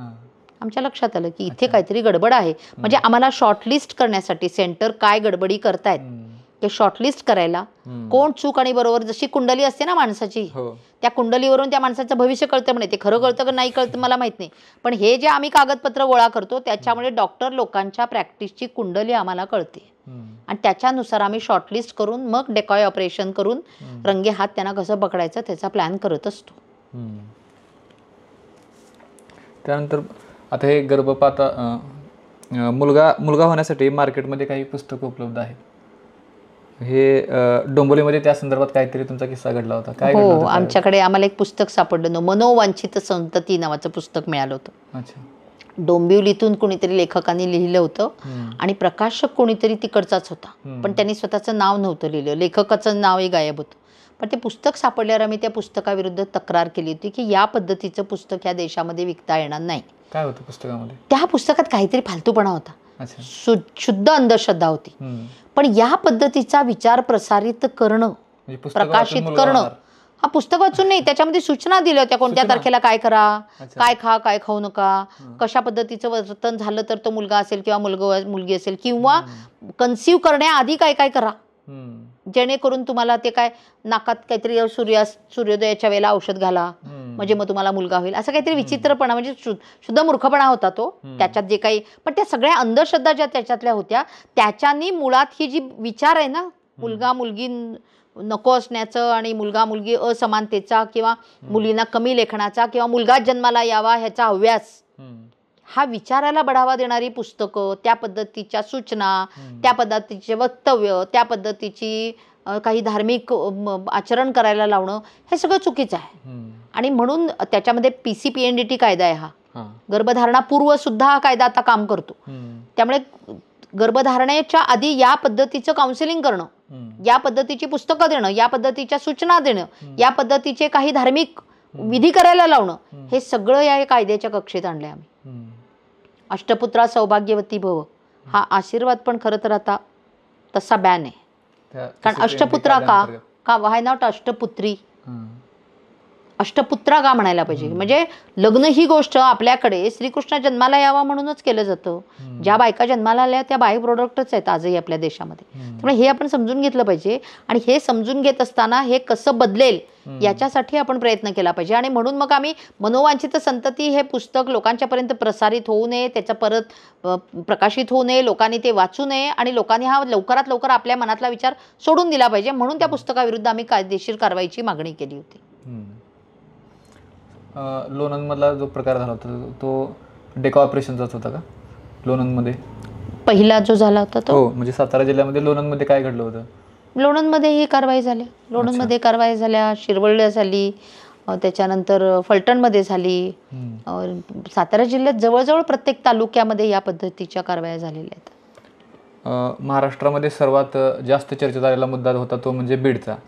बीडमध्ये असं घडलं होतं की त्या ठिकाणी तुम्हाला जाण्याच्या आधी अलर्ट करण्यात आलं होतं की तुम्ही तिथे जाऊ नका, नाही तुमच्या जीवाला घातपात होण्याची शक्यता आहात. तरी देखील तुम्ही धाडस केलं होतं. काय घडलं होतं बीडमध्ये? जसं बाकी सगळीकडे घडतं तसाच प्रकार होता, पण तिथे खूप मोठी इंडस्ट्री होती. तिथे म्हणजे कारखानाच होता, मुलगा मुलगी तपासायचा मोठा कारखानाच होता. कारण तेवढाच कार्यक्रम तिथं व्हायचा. म्हणजे कारखाना म्हणजे एका वेळेला आम्ही जेव्हा गेलो आमच्या डेकॉयला घेऊन, म्हणजे आमच्या गर्भवती महिलेला घेऊन आम्ही आमच्या ज्या वेळेला तिथे कारवाईला सुरुवात केली किंवा गर्भलिंग निदानासाठी विनंती केली त्यावेळेला तिथे 100 पेशंट बसलेले होते. 100? हो.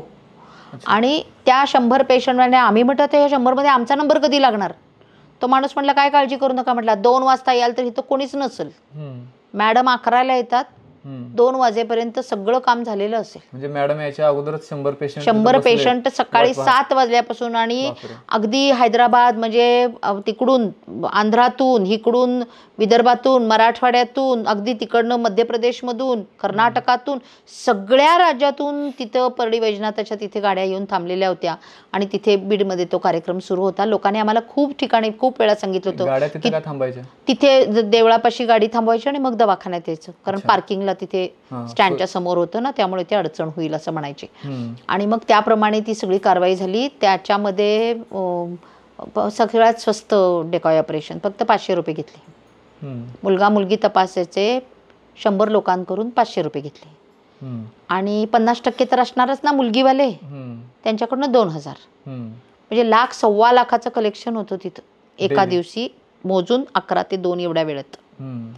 आणि म्हणजे कल्पना करा की, आणि असं कित्येक वर्ष सुरू होतं तिथे. म्हणजे महाराष्ट्रातल्या मुली कुठे गेल्या तर तेच सुरुवातीला आम्हाला असं कळलं की आम्ही, मग ते बाई सांगत होती की आम्ही ते फिटस घेऊन जाणार नाही, ते गर्भ घेऊन जाणार नाही, काय गरज नाही म्हटले. त्यांनी आम्हाला ती कुत्री दाखवली होती, त्या कुत्र्यांना ते गर्भ खायला घालायचे. बापरे. ते इतकं भयंकर, म्हणजे जगात कुठलाही म्हणजे वाघाचं वाघ मांस खात नाही, सिंहाचं सिंह मांस खात नाही, ते शेळी खातो, शेळी गवत खाते. पण इथं माणूस स्वतःच्या वंशातली मुलगी गायब करू शकतो आणि मुलगी कुत्र्याला खायला घालू शकतो. हा भयंकर अनुभव आम्ही आयुष्यामध्ये घेतलेला आहे. त्यामुळे मोठ्या प्रमाणावर मुलगी नको ह्या देशामध्ये तंत्रज्ञानाचा गैरवापर करून ज्यांनी शपथ घेतली आहे की माणसाच्या शेवटच्या श्वासापर्यंत आम्ही माणूस जगवण्याचा प्रयत्न करू, असं म्हणणाऱ्या वैद्यकीय क्षेत्रातले हे सगळ्यात मोठे अतिरेकी आहेत की ज्यांनी ह्या देशातल्या आधी 6 लाख आणि अलीकडे आता दरवर्षी 4 लाख मुली आजही ह्या देशामध्ये गायब होतात. बेटी बचाव बेटी पढाव अशी आपण घोषणा देतो, आपण सेल्फी काढायचा विचार करतो, पण बेटी वाचतही नाही आहे, आणि बेटी वाचली तर शिकणार ना, त्यामुळे ती शिकतही नाही आहे. आणि मोठ्या प्रमाणावर मग महिलांच्या सुरक्षेचा प्रश्न निर्माण होतो, कारण मुलगी वाचली, एकाला there is somebody for everybody. कुठेतरी मुलगी जन्माला आली तर कुठेतरी मुलगा जन्माला येतो, आणि लोकसंख्येमधला तो बॅलन्स, समतोल टिकवला जातो. तो बॅलन्स हलतो आहे.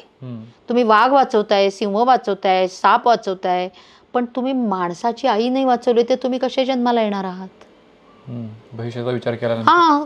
गर्भाशय भाड्याने का होईना घ्यायला आणि मानवी वंश टिकायला तुम्हाला माणसाची आई जगवली पाहिजे. आम्हाला आई म्हणून केवळ जन्माला यायचं नाही, आम्हाला माणूस म्हणून तुमच्या खांद्याला खांदा लावून हा देश घडवायचा आहे. पण किमान एवढा तर स्वार्थी विचार करा की माणसाची आई नाही जगली तर माणूस नाही जगणार. त्यामुळे हा विषय फक्त महिलांचा नाही आहे, हा विषय मानवी वंशाच्या अस्तित्वाचा विषय आहे. आणि म्हणून पॉप्युलेशनचे अवॉर्ड आम्हाला दिलं की मानवी वंशाचं अस्तित्व टिकवण्याची लढाई या बायका लढल्या.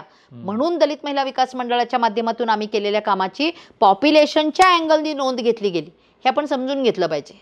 बीडमध्ये विहीर होती, विहीर असं पण ऐकण्यात आलं होतं, मग त्या संदर्भात काय होतं ते नेमकं? ती मोठ्या प्रमाणावर तिथे मोठी विहीर होती, त्या विहिरीमध्ये ते गर्भ टाकले जायचे. बरीच कुत्री होती तिथे त्यांची पाळलेली, ती कुत्री ते गर्भ खायचे.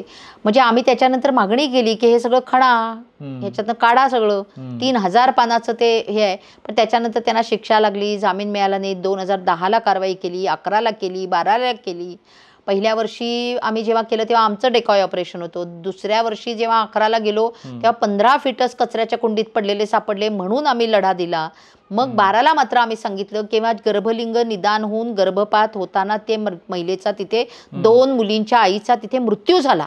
मग आम्ही मात्र सांगितलं की आर नाही तर पार, आता हे बंद केल्याशिवाय आम्ही इथनं बाहेर पडणार नाही, असं म्हणून आम्ही तिथे ती लढाई सुरू ठेवली. आणि त्याचा परिणाम म्हणून आम्ही असं बघतोय की तिथे पूर्ण बंद झालं. आणि राज्यभरामध्ये पहिल्यांदा असं घडलं की राज्याचे आरोग्यमंत्री बीडला आले, बीडमध्ये मोठी मिटिंग झाली. आमचे पृथ्वीराज चव्हाण त्यावेळेला मुख्यमंत्री होते, त्यांच्या उपस्थितीमध्ये मंत्रालयामध्ये एक मोठी मिटिंग झाली आणि पूर्ण राज्यभर ड्राईव्ह घेतला गेला. 111 केसेसमध्ये महाराष्ट्रामध्ये शिक्षा लागल्या आणि 2013मध्ये फार मोठ्या प्रमाणावरती त्या दरम्यानची जर आकडेवारी बघितली तर खूप मोठ्या प्रमाणावर आपण मुली वाचवू शकलो. पण त्याच्यानंतर मात्र थोडंसं तो आलेख खाली आलेला आहे, कारण बेटी बचाव बेटी पढाव हा राष्ट्रीय कार्यक्रम झाला खरं, पण मुली वाचल्या असं काही आम्हाला दिसत नाही आहे. आणखी एक मुद्दा त्याच्यामध्ये असा होता, मगरी संदर्भात पण एक होता. ह्या ज्या गोष्टी आहेत ह्या खूप भयंकर आणि विचित्र आहेत, पण ते मगरी आणणं हे काय? नाही, ते तो तिकडून येताना ज्यांच्यावरती ती कारवाई सुरू होती तेव्हा तिथे आम्हाला असं कळलं की कुत्री खाऊन म्हणजे पुरावा नष्ट करण्याचा कार्यक्रम होता ना, गर्भ खायला घालायचे कुत्र्याला, तो पुरावा नष्ट करण्याचा तो कार्यक्रम होता. म्हणून मग कुत्री किती खाणार, तर मग चला मगर आणू, म्हणून तिकडून केरळमधून मगर आणायचा प्रयत्न त्या डॉक्टर्सनी केला होता. आणि तो मग कर्नाटकाच्या बॉर्डरवरती ॲनिमल प्रोटेक्शन ॲक्ट खाली ती मगर पकडली गेली आणि ती तिथेपर्यंत आली नाही. पण आजही तिथे गेलं तर तो मोठा हौद बांधून तयार आहे असं म्हणतात. आणि त्याच्यावरती ती आणून सोडून तिला खायला घालायचा असा तो प्लॅन होता. तो यशस्वी झाला नाही, किंबहुना ते हॉस्पिटल शटडाऊन झालं. ते मला वाईट वाटतं, ज्या देशामध्ये डॉक्टर्सची गरज आहे अशा देशामध्ये डॉक्टरना जेव्हा आम्ही जेलमध्ये टाकतो, त्यांना शिक्षा लागते, 10-10 वर्ष ते बाहेर येत नाही, तेव्हा वाईट नक्कीच वाटतं. आमचं भांडण डॉक्टरांशी नाही आहे, आमचं भांडण मुली वाचवण्याशी आहे. आमचं भांडण आम्हाला जे दुजाभावानी वागून तुम्ही जन्माच्या आधीच गायब करतायत त्या मुद्द्याशी आमचं भांडण आहे. पण नाईलाजानी जे करतायत त्यांना मग जेलमध्ये टाकावं लागतं, त्यांना शिक्षा लागेल ह्याच्यासाठी प्रयत्न करावा लागतो. आणि त्यामुळे गेली 10 वर्ष ते जेलमध्ये असल्यामुळे ते पुढचा सगळा कार्यक्रम तो तिथला आता थांबलेला आहे. तिथलं थांबलं म्हणून राज्यभर सगळं थांबलेलं आहे असं अजूनही नाही. आपल्याला अजूनही जो सापडला तो चोर, जे अजूनही करतायत ते करतायतच. त्यामुळे तुमच्या माध्यमातून, तुमच्या पॉडकास्टच्या माध्यमातून मी समस्त त्या सगळ्यांना विनंती करणार आहे की बाबांनो, बाकी सगळ्या गोष्टी चांगल्या डॉक्टर लोक म्हणून तुम्ही प्रॅक्टिस करून भरपूर पैसे कमवू शकता. तुम्ही या वाटेला जाऊ नकात, मुलगा मुलगी तपासू नकात. एवढा मोठा सामाजिक प्रश्न, माझ्यासारख्या बाईची आयुष्याची 20-22 वर्ष या कामामध्ये गेली. अशी जाण्याची गरज नव्हती, कायदा करण्याची पण गरज नव्हती जर तुम्ही नीट वागला असतात तर. कारण डॉक्टरशिवाय दुसरं कोणी असं मुलगा आहे की मुलगी तपासणं आणि त्यानंतर गर्भपात करणं हे डॉक्टरच करू शकतात. गर्भपात डॉक्टरच करू शकतात, दुसरे व्यक्ती तर कोणी करू शकत नाही. कारण तो जीवाला धोका होईल बाईच्या. त्यामुळे या सगळ्यासाठी आपण डॉक्टरला देवाच्या ठिकाणी मानतो. कोविडमध्ये तर आपण त्यांचे सगळे आभारी आहोत, कारण आपण कोविडमध्ये जिवंत राहिलो तो ह्या डॉक्टर मंडळींमुळे राहिलो. त्यामुळे डॉक्टर मंडळींना आपण विनंती केली पाहिजे की कृपा करून या वाटेने जाऊ नका. मुलगा मुलगी तपासायचा हा जो महाराष्ट्राला, देशाला लागलेला कलंक आहे, तो हा पुरस्कार घेताना माझ्या मनामध्ये एका प्रकारे तो पुरस्कार घेताना आनंद होता, पण दुसरीकडे मला थोडंसं लाजिरवाणं पण वाटत होतं की काय, कशासाठी हा पुरस्कार घेतोय आपण. तर गर्भलिंग निदान करून गर्भपात होत असताना मी डॉक्टर्स पकडले आणि म्हणून मुली वाचवण्याचं काम केलं. पण मुली वाचवण्याचं या पद्धतीचं काम का करावं लागायला पाहिजे? मुळात हा कायदा का करावा लागेल पाहिजे? तर चुकीच्या पद्धतीची प्रॅक्टिस कृपा करून करू नका अशी विनंती मी ह्या निमित्ताने करणार आहे. हा पुरस्कार जरी मला मिळालेला असला तरी ही चुकीची तुम्ही गोष्ट केली, त्याच्यावर आम्हाला कारवाई करावी लागली म्हणून आम्हाला हा पुरस्कार मिळाला आहे. त्यामुळे पुरस्कार खूप चांगल्या गोष्टींसाठी पण भविष्यकाळात आपल्याला मिळाला पाहिजे देश म्हणून. आणि म्हणून वैद्यकीय क्षेत्र हे जास्त इथिकल, नैतिक आणि धंदेवाईक नाही होता कामा. ते प्रोफेशन झालं पाहिजे. ते अतिशय नोबेल प्रोफेशन आहे. म्हणजे देवाच्या ठिकाणी लोक तुम्हाला मानतात. तर कृपा करून या पद्धतीची प्रॅक्टिस लोकांनी केली पाहिजे, समजून घेतल्या पाहिजे. आणि त्या पद्धतीची प्रॅक्टिस करून पण इतर कोणापेक्षा चांगले पैसे मिळतात ना. आजही कितीतरी असे डॉक्टर आहेत जे 5 रुपये 10 रुपये अवघ्या कमी ह्याच्यामध्ये सेवा करतात, आपल्याला सेवा देतात. पण दुसरीकडे आता पुरावा नष्ट करण्यासाठी डॉक्टर कोल्हापूरमध्ये नोटा खाल्ल्या होत्या असं मी ऐकले. ते नेमकं काय झालं? त्या गमतीशीर गोष्टी आहेत, कारण त्यांना माहिती आहे ना चूक करणाऱ्या माणसाला काय पुरावा असतो. नोटावा म्हणजे आम्ही जेव्हा डेकॉय ऑपरेशन करतो त्यावेळेला आम्ही प्रत्यक्ष त्यांना ज्या नोटा देतो त्या नोटांचे नंबर आम्ही नोंदवलेले असतात. म्हणजे आता 2000 रुपये तुम्ही मागितले तर त्या 2000च्या नंबरच्या नोटा आम्ही आधी नोंदून त्याचं ॲफिडेव्हिट घेतलेलं असतं. त्याला प्री ट्रॅप पंचनामा असं म्हटलं जातं. म्हणजे ॲक्च्युली कारवाई करण्याच्या आधी केलेला एक पंचनामा करून आम्ही त्या नोटा नोंदून घेतो आणि त्या सरकारकडून घेतलेल्या असतात आम्ही. म्हणजे आरोग्य विभाग आम्हाला त्या नोटा ह्या कामासाठी देतात. त्यामुळे या पद्धतीच्या त्या नोटा आम्ही दिल्या होत्या आणि मग 500-500च्या त्यावेळेला त्या 4 नोटा होत्या. तर तेव्हा जेव्हा आम्ही त्या पकडल्या, म्हणजे जेव्हा आम्ही कारवाई करायला गेलो, सिव्हिल सर्जन आम्ही सगळे, आणि मग ती प्रक्रिया सुरू झाली. पंचनामा करावा लागतो, कागदपत्र, मशीन, हे सगळं आम्ही पकडतो, ते पॅक केलं जातं, ते कोर्टासमोर सादर केलं जातं. ही प्रक्रिया सुरू झाली तर डॉक्टर साहेबांना आम्ही सांगितलं की काढा त्या नोटा. काढल्या त्यांनी त्या नोटा. तर म्हटलं ह्या पाकिटात घाला, आता ते सील करायच्यात आपल्याला. तर त्यांनी त्या फाडल्या आणि त्यांनी त्या तोंडात घातल्या. ते तांब्याभर पाणी प्याले. आमच्या शैलातही माझ्याबरोबर होते, आमचे सिव्हिल सर्जन माझ्याबरोबर होते. ते ओरडायला लागले, अहो पुरावा गेला, अहो पुरावा गेला, पुरावा गेला. तर आम्ही म्हटलं की असा कसा पुरावा? म्हटलं डॉक्टर साहेब टाका खाली. ते काय ऐकेनात, पाणी पिऊन चावायला लागले नोटा. आणि मग त्या आम्हाला ज्या पद्धतीने काढाव्या लागतात त्या पद्धतीने त्या नोटा काढाव्या लागल्या. त्या फॅन खाली वाळवल्या आणि मग त्या कोर्टात नंतर त्या पाकिटात घातल्या आणि मग त्या कोर्टात घेऊन गेलो. कोर्ट वैतागला आमच्यावर. कोर्ट म्हणाले हे काय प्रकार आहे? म्हणाले अशा नोटा फाडून काढलेत. म्हटलं साहेब आम्ही नाही फाडले. ते कडगरे बसलेत म्हटलं आरोपी, त्यांना विचारा कोणी फाडल्या आणि का फाडल्या. नोटा फाडणं, नोटांवरती लिहिणं, करन्सी सोबत कुठलंही टॅम्परिंग या पद्धतीचं करणं हा या देशामध्ये गुन्हा आहे. त्यामुळे त्यांच्यावर परत एक ॲडिशनल गुन्हा दाखल झाला की नोटांसोबत मस्ती केली म्हणून. आणि मग कोर्टाने पण ते, म्हणजे कोर्टालाही आश्चर्य वाटलं, पण त्या नोटाचे नंबर्स व्यवस्थित दिसत होते. त्यामुळे पुरावा कामी ते नोटा नोंदल्या गेल्या. त्यामुळे पैसे खाण्याचे अजब नमुने पण आम्ही ह्या निमित्ताने बघितले. आताचे खासदार वर्षाताई गायकवाड आहेत, त्यावेळी महिला व बालकल्याण मंत्री होते, बालविकास मंत्री. मग त्यांनी एक असं स्टेटमेंट केलं होतं की कोल्हापूर पॅटर्न राबवला पाहिजे. हा कोल्हापूर पॅटर्न काय आहे नेमका? काय आपल्याकडे फार गंमत आहे, म्हणजे तंत्रज्ञानाला लोहे को लोहा काटता है, काट्याने काटा काढूया वगैरे असं काय काय म्हणत त्या मशीनला त्यांनी काहीतरी सायलेंट ऑब्झर्व्हर नावाचं एक डिव्हाइस आणून बसवलं आणि तो सरळ सरळ व्यवसाय होता काही लोकांचा. अच्छा. त्यावेळेचे तिथले जिल्हाधिकारी, तिथले पालकमंत्री आणि एक असा डिव्हाइस बनवणारा धंदेवाईक माणूस, ह्या तिघांनी मिळून केलेला तो कार्यक्रम होता आणि ते जगाला दाखवू इच्छित होते. आणि BBCचं त्यांना त्या गव्हर्नन्सचं अवॉर्ड पण मिळालं. विशेष म्हणजे अवॉर्ड, हो अवॉर्ड पण मिळालं. आणि त्यांनी असं दाखवलं की हे मशीन लावल्यामुळे मुलगा मुलगी तपासता येतं. तर आम्ही नंतर युनायटेड नेशन्स पॉप्युलेशन फंडनी त्याचा स्टडी केला आणि सांगितलं असं कोणतंही डिव्हाइस लावून तुम्ही मुलगा मुलगी तपासण्यासाठी त्या डॉक्टरनी मुलगा मुलगी बघायचं का नाही, जेनेटल बघायचं की नाही, हातपाय बघायला लागेल, लिव्हर बघायला लागेल, हार्ट बघायला लागेल, तसं त्याच्या लघवीची आणि संडासची जागा पण बघावीच लागेल. म्हणजे डॉक्टरला तर हे कळणारच आहे मुलगा आहे का मुलगी, त्यांनी फक्त सांगायचं नाहीये. ते कसं रेकॉर्ड करणार आहात तुम्ही? असलं काही सायलेंट ऑब्झर्व्हर वगैरे लावून मुलगा मुलगी तपासण्याचा कार्यक्रम थांबवता येतो असं कोल्हापूरमध्ये सिद्ध झालेलं नाही. आजही कोल्हापूर सह, पन्हाळ्यासह, अगदी त्यांच्याकडच्या शिरोळसह सगळीकडच्या मुलींच्या संख्येमध्ये बऱ्यापैकी थोडा वाढ झाली आहे. कारण मी मगाशी म्हणाले तसं जे 2000 रुपये घेऊन 10 मुली गायब करत होते ते आज एकाच क्लायंटकडनं 30,000 घेतात आणि 1 मुलगी गायब करतात. त्यामुळे 9 मुली आपण वाचवू शकलेलो आहे कोल्हापूरसह, पश्चिम महाराष्ट्रासह, महाराष्ट्रात. त्यामुळे ती 6 लाखावरून 4 लाखावर आपण नक्कीच आलोय.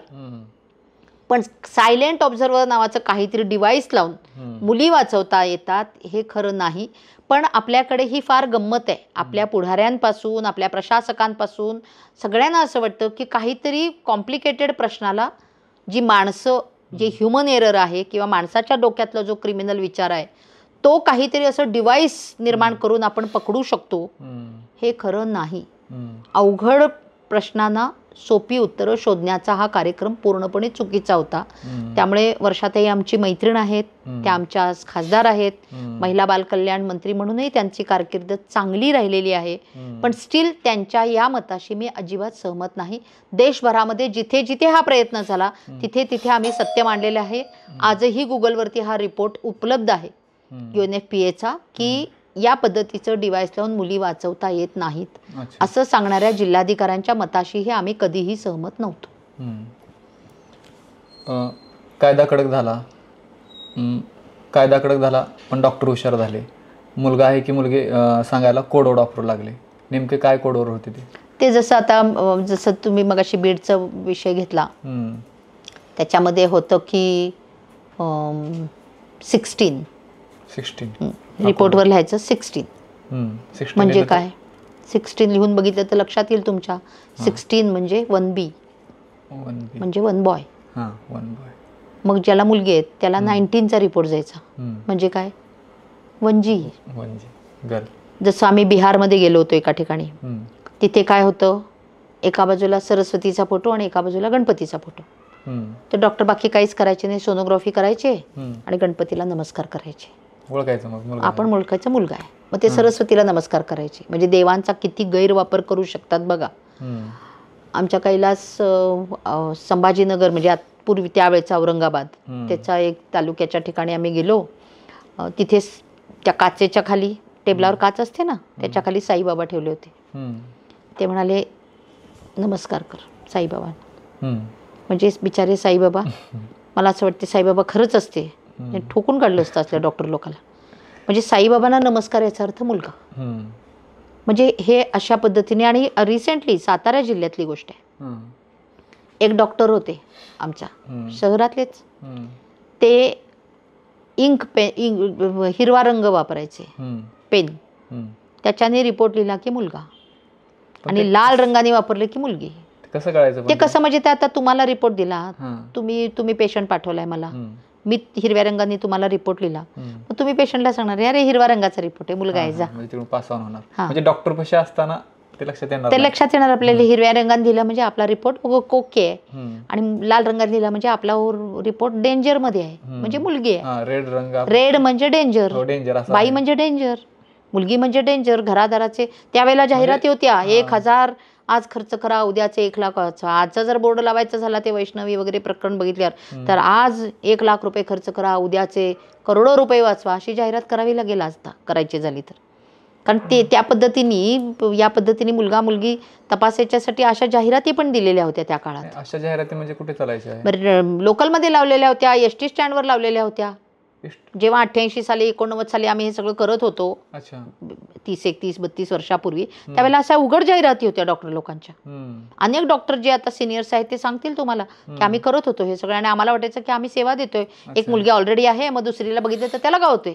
म्हणजे डॉक्टरांना असं वाटतं की आपण सेवा करतोय, सामाजिक सेवा करतोय. अगदी भल्या भल्यानं असं वाटत होतं की एक मुलगी आहे तर दुसरी झाली. बघा ना, तू कुटुंब नियोजनाचं चित्र काय दाखवतात, एक मुलगा एक मुलगी, 2 मुली दाखवले तर काय होईल? शाळेच्या याच्यावर जास्त. हा, पण कुटुंब नियोजन म्हणजे सुखी कुटुंब म्हणजे एक मुलगी एक मुलगा.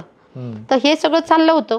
त्यामुळे या पद्धतीचे जे प्रकार आहेत की देवांचा वापर, कोडवर्डचा वापर, अलीकडे इथे ते मंडेला बोलवायची. मंडे म्हणजे एम म्हणजे मेल. मंडे म्हणले की समजायचं मेल. सकाळी त्याच्यावर कव्हर स्टोरी केली होती साताऱ्याच्या. अच्छा.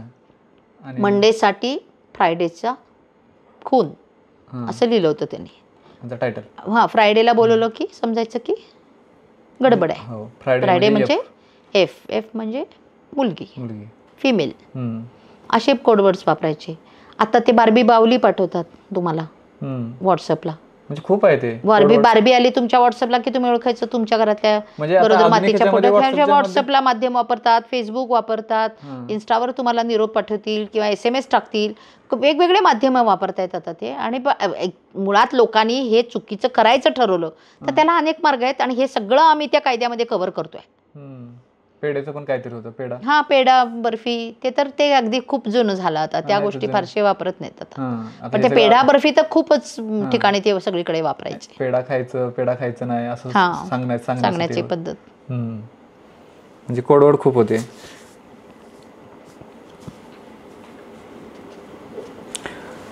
हे स्टिंग ऑपरेशन करताना हे जे तुमचं सामाजिक कार्य आहे, या कार्यामध्ये तुम्हाला अनेकांची मदत झाली याच्यामध्ये.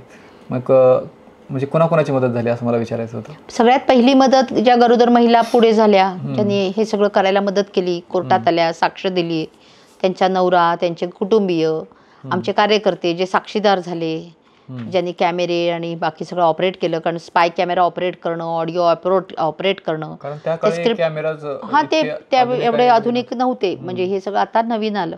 पण त्या काळी आम्ही त्या हँडीकॅम वापरायचो किंवा मग छुपे कॅमेरे होते, स्पाय कॅमेरे, घड्याळामधले, पेंडंट मधले, डायरी मधले असे कॅमेरा. आणि ते सगळं मग काही तज्ञता त्यातली आमच्या बरोबर काम करणाऱ्या कार्यकर्त्यांनी त्यातली तज्ञता मिळवली होती. त्यामुळे त्या सगळ्यांनी या पद्धतीचं आणि त्यांना कुणालाही त्या सगळ्यांची गोपनीयता सांभाळणं, त्यांची सुरक्षा सांभाळणं. त्यामुळे त्या दरम्यान सरकारी वकील असतील, मदत करणारे सरकारी वकील, साक्ष देणारे साक्षीदार, पंच, ते त्या कारवाया करणारे आमचे आरोग्य अधिकारी, हे सगळे त्याच्यामध्ये अतिशय महत्त्वाची भूमिका करत आलेले आहेत. तुम्ही आंतरजातीय विवाह केल्यामुळे तुम्हाला संघर्ष करावा लागला?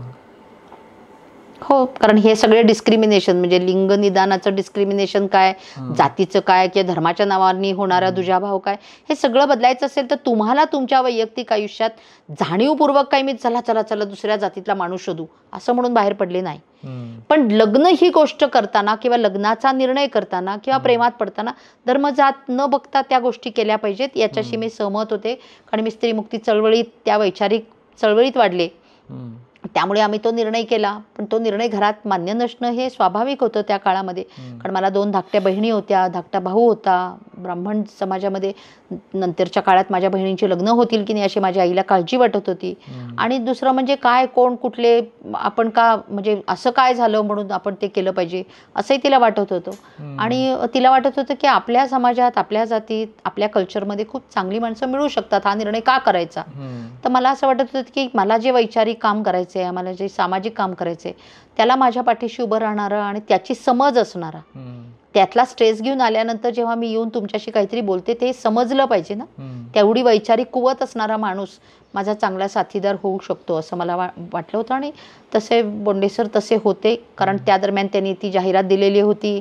ती स्त्री मासिकामध्ये जाहिरात दिली होती की पूर्णवेळ सामाजिक कार्यकर्तीशी लग्न करायचं आहे आणि हुंडा घ्यायचा नाही, ती कुंडली वगैरे बघायची नाही, जाती धर्माची अट नाही. त्यांना अभिनंदन करणारं पत्र लिहिलं होतं आम्ही. आणि मग ते पत्र त्याच्यानंतर मग त्यांची आणि माझी पत्रमैत्री 3-4 महिने सुरू राहिली. त्याच्यानंतर मग आम्ही भेटायचा निर्णय केला आणि नंतर मग 1 वर्षभर सरांचं म्हणणं होतं की काही झालं तरी घरातल्यांचा विरोध पत्करून आपण हे करायचं नाही, आपण 10 वर्ष थांबावं लागलं तरी चालेल, पण घरच्यांना सगळ्यांना घेऊनच आपण हे लग्न करायचं. आणि मग तेवढ्यासाठी मग 1-2.5 वर्षानंतर माझी आई तयार झाली. माझे मामा वगैरे सगळ्यांना आधी मी सांगितलं होतं, पण आईचा खूप विरोध होता या गोष्टीला, कारण तिला भीती वाटत होती. कारण तिची भीती काय निराधार नव्हती, कारण अवतीभोवती त्या काळात तर ते बघत होते 30-32 वर्षापूर्वी तर हे फार अवघड होतं. पण मग नंतरच्या काळामध्ये मी तिला प्रॉमिस केलं की माझ्या दोन्ही बहिणींच्या बरोबर आणि तुझ्या संसारात, कारण माझे वडील नुकते वारले होते, त्यामुळे तुझ्या संसारात अडचण येणार नाही, तुझ्या दोन्ही मुली आणि हे मी सासरी चालले, म्हणजे तुम्हाला सोडून जाणार नाही.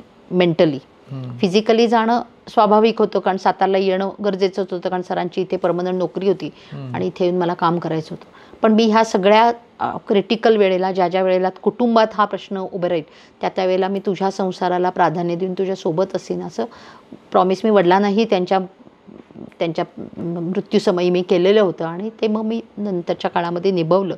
पण ते नंतर निभवणार, भविष्यात काय होणार हे तिला दिसत नव्हतं, त्यामुळे वर्षभर तिने त्याचा खूप त्रास करून घेतला. पण नंतर मग सगळे लग्नाला आले, लग्न झालं आणि आता आमच्यातलं नातं स्मूथ आहे. आता हे ट्रेंडिंगचे काही प्रश्न आहेत, म्हणजे सध्याच्या घडीमध्ये जे भेडसावणारे प्रश्न आहेत. अलीकडच्या काळामध्ये बायका नवऱ्याला मारण्याचं प्रमाण वाढते. मग मध्यंतरी एक प्रकरण घडलं होतं की हनीमूनला मेघालयला जाणं कारण त्या ठिकाणी खूप झाडे आहे आणि त्या ठिकाणी नेऊन नवऱ्याला मारून टाकणं. त्यानंतर एका महिलेनं नवऱ्याला मारलं आणि ड्रममध्ये भरलं. ह्या 2 घटना आहेत. अशा आणखी खूप उदाहरण देता येईल, पण हे प्रमाण वाढले. बायका काय करत नवऱ्याला मारण्याचं प्रमाण वाढले, याबद्दल काय सांगा? बायका करतात असं मी म्हणणार नाही. मुळातच आपल्याकडची लग्न ही मुलींना न विचारता केली जातात. आता ते मेघालयच्या प्रकरणामध्ये सुद्धा तिचा प्रियकर तिच्या सोबतीला आहे, हे लक्षात घेतलं पाहिजे आपण. त्या मुलीचा जर ऑलरेडी प्रियकर होता, तिचं अफेअर होतं, तर का नाही तिचं त्याच्याशी लग्न लावून दिलं? म्हणजे आज तीही बळी गेली, तो प्रियकर पण बळी गेला आणि तो तिचा जो नवरा ज्याचा तर काहीच चूक नाही तो हाकनाक मेला. हे कशामुळे होते? तर लग्न हा निर्णय मुलामुलींना विचारून त्यांच्या मनाप्रमाणे जाती धर्माच्या अटी न ठेवता त्यांच्या इच्छेप्रमाणे जर केलं तर मला असं वाटतं असं प्रसंग लग्न करणं हे हिंसेची गोष्ट का व्हायला पाहिजे? अशा हिंसा करण्याच्या टप्प्याला त्या महिलेला आपण बघतोय, पण त्याच्यामध्ये सहभागी तिचा प्रियकर आहे, लक्षात घ्या. किंबहुना त्या महिलेने जिनी कुणी ते केलं असेल की मारून टाकलं आणि ड्रममध्ये, अशा घटना बायकाच्या बाबतीत ऑलमोस्ट रोज घडत आहेत. पण अशी एखादी महिला जर हे करत असेल तर या टप्प्याला एखादी बाई हिंसक का होते? तर त्या टप्प्याला जाण्याच्या आधी तिची ती मानसिकता समजून घेतली पाहिजे.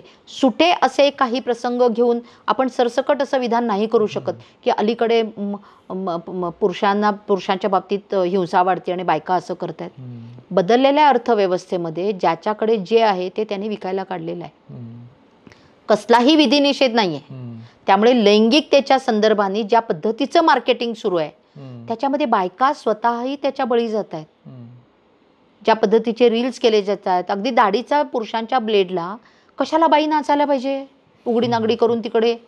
पण असे मॉडेल्स करतात त्या, कारण मार्केटमध्ये तिला मॉडेल म्हणून उभं राहायचं असेल तर तिला अशा पद्धतीच्या असाइनमेंट्स मान्य करावे लागतात. तिथेपासून ते तिला नको असलेल्या संसारापर्यंत तिच्यावर जर काही लादलं जात असेल तर एका टप्प्याला त्या जर हिंसक होत असतील तर त्याचं समर्थन नक्कीच होऊ शकत नाही. पण तो सरसकट असं होते का? तर नाही होते. पण असं वागायला लागण्याची वेळ महिलांवर काय पुरुषांवर सुद्धा येता कामा नये. कुटुंब हे छान लोकशाही पद्धतीने उभं राहिलं पाहिजे, प्रेमाने उभं राहिलं पाहिजे. कारण मुळातच लग्न हा विश्वासाने उभं राहिलेला त्याचा पायाच मुली विश्वास आहे.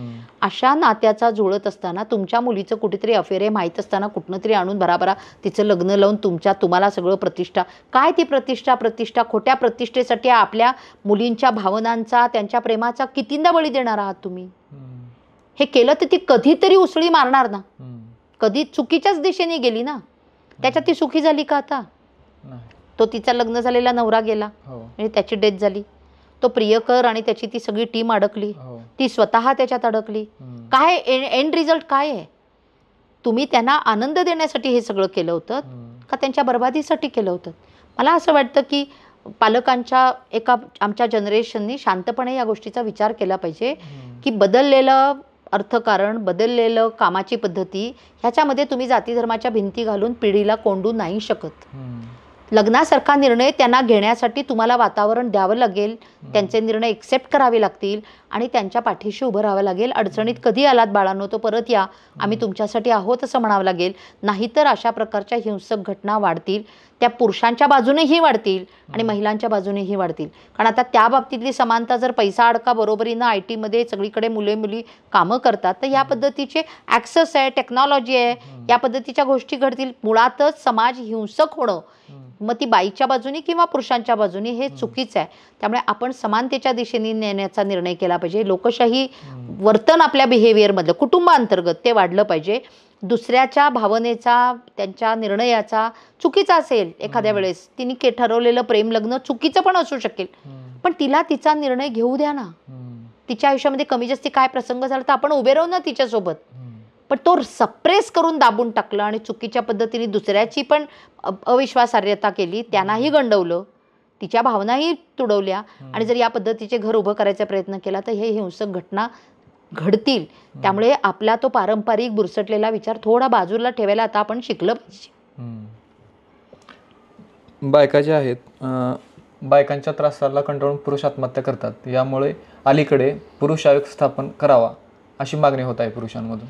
बायकांच्या त्रासाला कंटाळून पुरुष आत्महत्या करतात या वाक्याशी मी फारशी सहमत नाही. कारण त्याचं प्रमाण म्हणजे त्याचं जर 3-4 घटना घडल्या की इश्यू होतो, पण हजारो बायकांच्या संदर्भाने जेव्हा होते, म्हणजे जगभरात सैनिक मरत नाहीत एवढ्या मोठ्या प्रमाणावर या देशामध्ये बायका मरतात. म्हणजे आजच्या तारखेला सगळीकडे गॅस सिलेंडर आहेत, तरी सुद्धा जळिताचा वॉर्ड आज सुद्धा सातारा जिल्ह्यातल्या सिव्हिल हॉस्पिटलमध्ये जाऊन बघितलं तर तुम्हाला जळलेल्या वॉर्डमध्ये बायकाच दिसतील. का? आत्महत्या लेकरांना घेऊन करण्याचं प्रमाण बायकांचंच जास्त आहे, असं का? त्याचं कारण सरळ आहे की एका ठिकाणून दुसरीकडे आम्ही नांदायला जातो आणि तिथे मुलींच्या बाबतीमध्ये घडतं, म्हणून मोठ्या प्रमाणामध्ये पुरुष आत्महत्या करत असतील तर हा एक मानसिक आजार आहे. कारण लहानपणापासून ताटावर की पाटावर, आला त्याला जेवायला द्या, आला त्याला खायला द्या, असं करून आपण त्याला प्रोटेक्टिव्ह वाढवतो.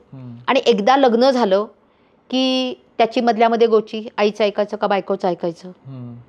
मग त्याला सांगितलेलं असतं, तिला वाटत असतं की लहानपणापासून माझा खात आलाय, माझं ऐकत आलाय, माझं बरोबर राहिला पाहिजे. त्या दोघींमध्ये भांडणं, त्या दोघी त्याला ताब्यात ठेवायला बघणार, कारण सगळी प्रॉपर्टी, पैसा अडका सगळा त्याच्या नावावर, निर्णय त्यांनी घ्यायचे, बहिणीचं लग्न त्यांनी ठरवायचं, पैसा अडका त्यांनी, म्हणजे ओव्हर स्ट्रेस्ड होतात पुरुष. आणि अवतीभोवतीच्या वाढलेली महागाई, नोकऱ्यातली अस्थिरता, मुळात प्रोटेक्टिव्ह वाढवलेलं, ह्या सगळ्यामुळे. आणि आम्ही सेकंड व्हर्जन आहोत ना, पुरुष हे सेकंड व्हर्जन आहेत, बायका या बायकांनी पुरुष निर्माण केलेत. त्यामुळे बायकांपेक्षा पुरुष कमकुवत आहेत, शारीरिक पण आणि मानसिक पण, आणि परत प्रोटेक्टिव्ह वाढवलंय. त्या सगळ्यामुळे हा मानसिक आजार आहे आत्महत्या करावंसं वाटणं. एवढासा स्ट्रेस आला काहीतरी कुटुंबाचा, काहीतरी बायकोच्या छळामुळे नसतं ते, बायको आणि आई आणि ते कोपअप करता येत नाही नवऱ्याला, म्हणून काहींनी आत्महत्या केली असेल तर मला असं वाटतं की मुळात काहीतरी तो आजार असणार, तो तपासला पाहिजे. आत्महत्या कोणालाही करावीशी वाटणं, शेतकऱ्याला करावीशी वाटणं, कामगाराला करावीशी वाटणं, बाईला करावीशी वाटणं, किंवा नवरा म्हणून नवऱ्याला करावीशी वाटणं, हा मानसिक आजार आहे. आणि मानसिक आजाराला मानसिक आजार म्हणून ट्रीट केलं पाहिजे आणि त्याचं सामाजिक कारण शोधून आपण ते दुरुस्त केलं पाहिजे. म्हणून मी म्हणाले की कुटुंब कोणाच्या तरी सप्रेशन खाली, बायकांच्या किंवा नवऱ्याच्या दबावाखाली जर कुटुंब चालत असेल तर ते चुकीचं आहे. ते लोकशाही पद्धतीने चाललं पाहिजे. 12वीला मार्क कमी पडले म्हणून मुलगा घरी न जाता जाऊन आत्महत्या करतोय की नाही, म्हणजे केवढा स्ट्रेस असेल त्या घरात. किंबहुना लाखो शेतकरी या देशामध्ये त्यांनी आत्महत्या केली, का केली? शेतकऱ्यांनीच का केली? ग्रामसेवकांनी किंवा तलाठ्यांनी किंवा डॉक्टरनी किंवा वकिलांनी का नाही केली? त्याचं कारण तिथे सुरक्षा आहे, इथे सुरक्षा नाही आहे. त्यामुळे जिथे सुरक्षा नाही आहे, जिथे ती अडचण येते, त्यामुळे मला असं वाटतं की सायकॅट्रिक एखादी घटना, सायकॅट्रिक एखादी गोष्ट माणसाच्या बाबतीत घडत असते त्यावेळेला सामाजिक, राजकीय, आर्थिक व्यवस्था पण त्याला तेवढीच जबाबदार असते. त्यामुळे आपण असा सुटा प्रश्न घेऊन ते करू शकत नाही. पण पुरुष आयोग स्थापण्याचा जर निर्णय होत असेल तर त्याचं मी नक्कीच स्वागत करीन. तो स्थापन करा आणि पुरुषांना माणूस व्हायला शिकवा. पुरुषांना पुरुष किंवा बाई व्हायला नको, किंवा बायकांनी डॉमिनेशन करावं आणि पुरुषांनी ते सहन करावं, किंवा पुरुषांनी डॉमिनेशन करावं आणि बायकांनी ते सहन करावं, असं कशाला व्हायला पाहिजे. दोघंही छान माणूस होऊ शकतात. आणि पुरुषीपणातून बाहेर पडून पुरुषांनी माणूस होण्याच्या दिशेने जर हा आयोग जाणार असेल आणि हा आयोग पुरुषांना माणूस होण्यासाठी काही प्रशिक्षण देणार असेल, जिथे पुरुष कामगार म्हणून काम करतात, ड्रायव्हर म्हणून जातात, पानपट्टीच्या टपल्यावर उभे असतात, काहीतरी पोर्नोग्राफी कुठेतरी बसून असे टपरीवर बघून किंवा कट्ट्यांवर बसून पोरं बघत असतात, त्या सगळ्यावर जर काही त्याचा प्रभाव पडणार असेल, कंट्रोल येणार असेल, त्यांना प्रशिक्षण आणि त्यांना चांगलं वागण्याचं, नैतिक वागण्याचं, आणखी चांगलं काही करण्याचं, बायकांशी चांगलं वागण्यासाठी त्यांना प्रशिक्षित करण्याचं, निर्णय कसे घ्यावेत ह्याच्यासाठी मार्गदर्शन मिळणार असेल, तर पुरुष आयोगाचं मी नक्कीच स्वागत करीन महिला आयोगासारखं. पण केवळ कोणाच्या तरी बायका त्यांना त्रास देत आहेत असा काहीतरी एक आपण समज करून घेऊन 1-2 घटना घडल्या असतील तर त्या चुकीच्या नसतील, पण नियमाना अपवाद असतो ना. त्यामुळे काही बायकांनी असं वागलेलं असू शकतं, पण त्याच्याने डायरेक्ट महिला आयोगासारखा पुरुष आयोग पाहिजे का, तर बायकांच्या छळापासून आम्हाला वाचायचंय. तर हे वाक्य, या वाक्याशी मी सहमत नाही. मेजॉरिटी आजही बायकांचाच छळ पुरुषांकडून होतो. काही पुरुषांचा छळ एखाद्या बायकोकडून होत असेल तर तो नियम असू शकत नाही, कारण आजही आम्ही पुरुषांच्या घरी नांदायला जातो, पुरुष आमच्या घरी नांदायला येत नाहीत. त्यामुळे आम्ही तुमच्या घरी आलो तर आम्ही तुमच्या पाहुण्याच असतो जन्मापासून मृत्यूपर्यंत, आणि त्यामुळे आम्ही कायमच पाहुण्या राहतो आणि तिथे आम्ही सतत आमच्या माहेरी कसं आम्हाला वळण नाही, सरळ असंच ऐकत येतो. त्यामुळे मला असं वाटतं की पुरुष आयोग स्थापन व्हावा, पण तो पुरुषांना माणूस बनवण्यासाठी व्हावा. बायका छळतात म्हणून पुरुष आयोग स्थापन करणार, मग पुरुष हक्क समिती करणार, तर याच्याशी मी सहमत नाही. काही जण मान्यच करायला तयार नाहीत की पुरुषांवर अन्याय होतोय, म्हणजे पुरुषावर अन्याय होतोय ह्या गोष्टच मान्य नाही. काय मुळात अन्याय होतो, जे कमकुवत आहेत त्यांच्यावर अन्याय होतो.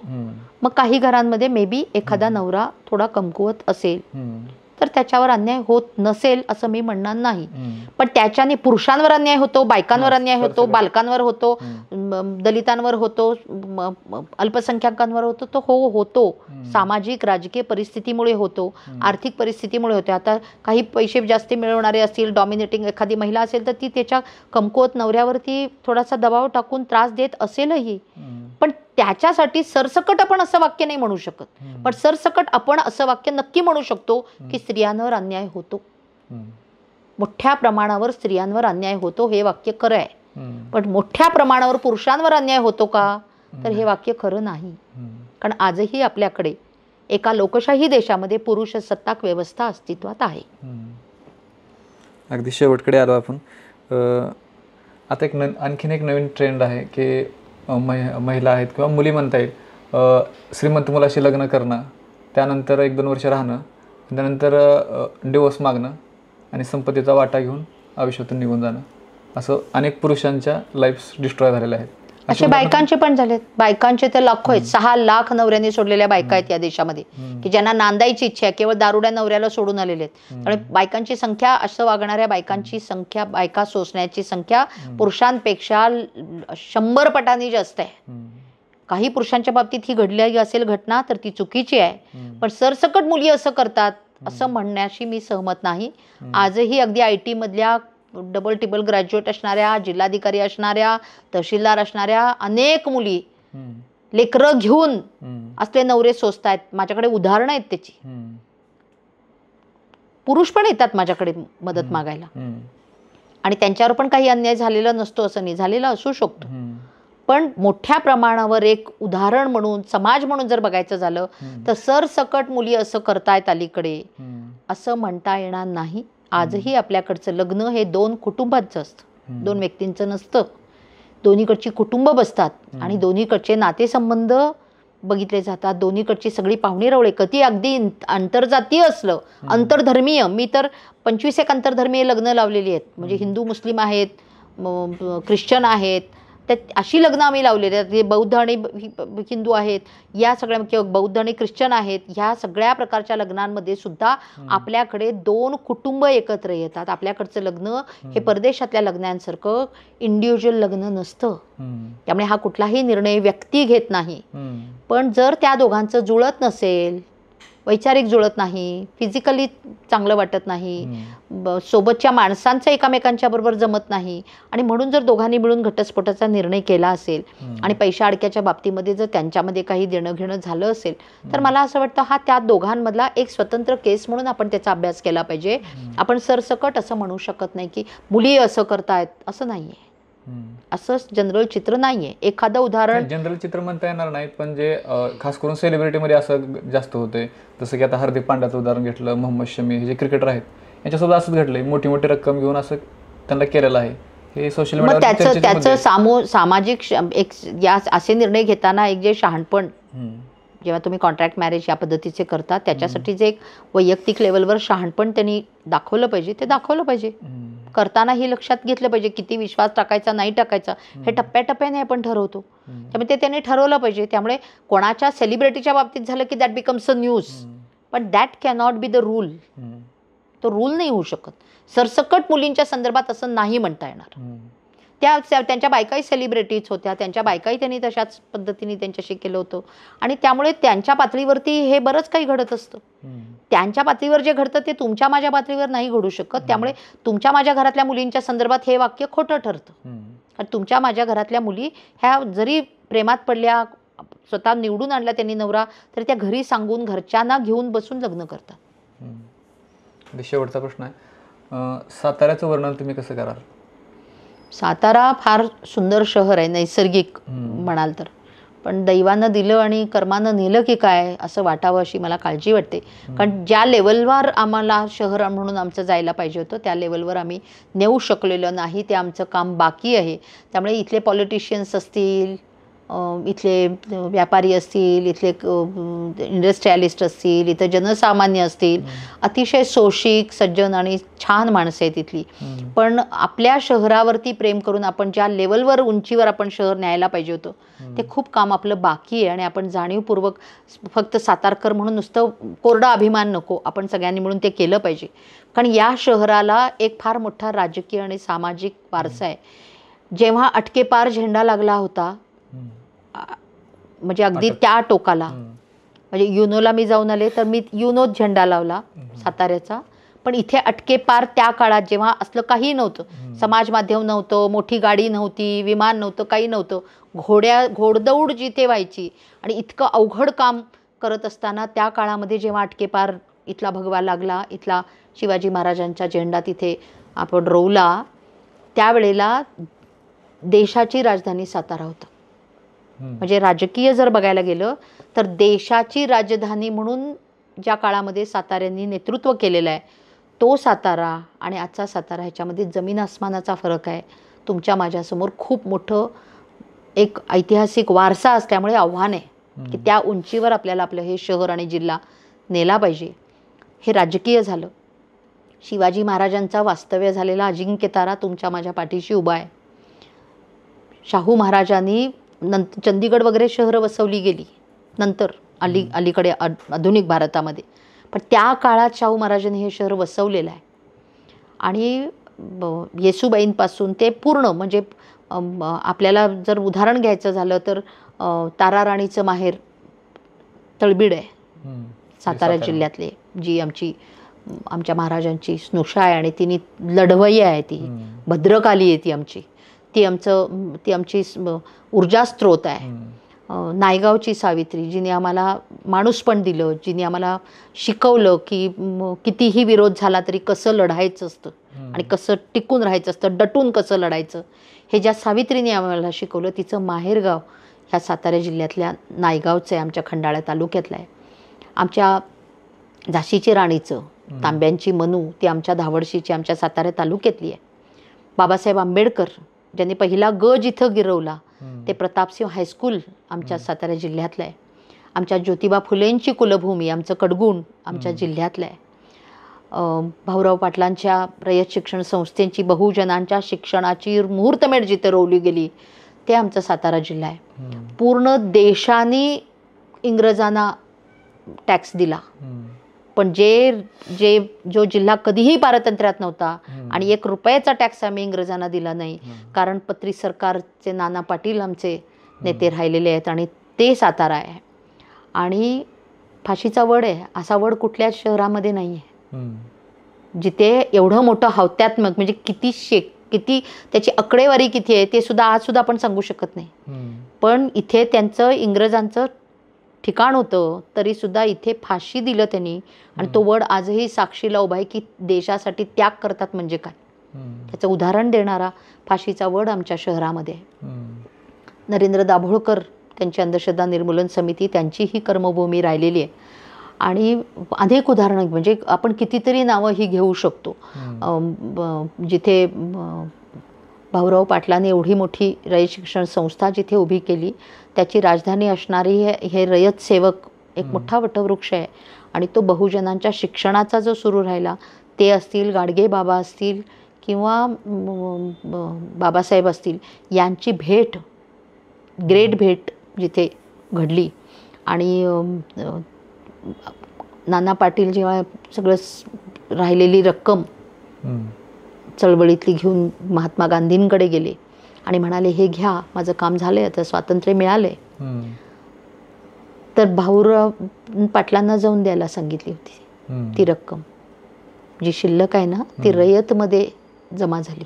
म्हणजे अतिशय आत्तासुद्धा हे सगळं विचार करताना की काय मोठ्या मनाची आणि काय मोठी वैचारिक ताकद असणारी, ह्या देशावर जीवापाड प्रेम करणारी अशी माणसं ह्या भूमीमध्ये होऊन गेली. आणि त्यांचा तो वैचारिक, राजकीय, सामाजिक विचारांचा वारसा आपण पुढे नेणं ही आपली सगळ्यांची जबाबदारी आहे. आणि त्याच्याशी सहमती ठेवून कुठेतरी थोडं काम करून ते युनोपर्यंत हा झेंडा नेता आला, याचा मला सातारकर म्हणून प्रचंड अभिमान आहे. आणि साताऱ्यातल्या मराठीमध्ये तिथे बोलल्यामुळे ते भाषण काय आहे, तिथे जाऊन ह्या काय करून आले, हे सगळं प्रत्येक सातारकरांना हे माहिती आहे. आणि त्यांनी ते सेलिब्रेट केलं. म्हणजे मी इथे नव्हते, पण ते प्रचंड सेलिब्रेट झालं इथे. आणि आजही अनेक जण संपर्क साधतात आणि की ताई आम्हाला, म्हणजे ताईने काही नाही, ताई तेव्हा करत होत्या तेच आजही करणार आहेत आणि इथूनही पुढे करणार आहे. पण तो जो प्रसंग, तो जो क्षण सातारकरांनी, महाराष्ट्रातल्या प्रत्येक मराठी माणसाने, जगभरातल्या मराठी माणसांनी आणि भारतीयांनी, म्हणजे माझ्यावरती तेलुगू भाषिकांनी व्हिडिओ केला आणि तो सगळीकडे व्हायरल, पूर्ण आंध्र आणि तेलंगणा दोन्ही राज्यामध्ये झाला. कानडीमध्ये तिकडे सगळीकडे तरुण भारत सहित, कर्नाटकामध्ये संयुक्त कन्नडापासून सगळीकडे बातम्या आल्या, गुजरातमधून मला अलीकडे निमंत्रण आली. प्रत्येक भारतीयाला हा अभिमान वाटला. पण मला सातारकर म्हणून हा वैचारिक वारसा पुढे नेण्याचं काम मी ह्या निमित्ताने करू शकले, याचा मला खूप आनंद आहे. म्हणजे ती जी कडी आहे नायगावच्या सावित्रीपासून सुरू झालेली, भाऊराव पाटलांपासून सुरू झालेली, त्या कडीचा मला एक भाग होता आलं. आणि ती कडी आणि ती उंची मला युनोच्या त्या विचारमंचापर्यंत नेता आली. त्यांचा उल्लेख मला तिथे करता आला, महात्मा गांधींचा उल्लेख करता आला, बाबासाहेबांचा आणि ज्योतिबा सावित्रीला मला तिथे आठवता आलं त्या भाषणामध्ये, याचा पण मला खूप आनंद आहे. त्यामुळे सातारकर म्हणून आपल्याला सगळ्यांना खूप आनंद देणारा तो क्षण आपल्या सगळ्यांच्या जीवनात आला, हे खूप महत्त्वाचं आयुष्यामध्ये घडलं आणि ते ऊर्जा देणार आहे आणि भविष्यकाळात काम करण्यासाठी आपल्याला ताकद देणार आहे. शेवटचं एक रॅपिड फायरचं आहे, 5 प्रश्न आहेत. अरे बापरे, अजून आहे का? रॅपिड फायर आहे फक्त. अरे बापरे. हो किंवा नाही. मराठी की कन्नड? दोन्ही.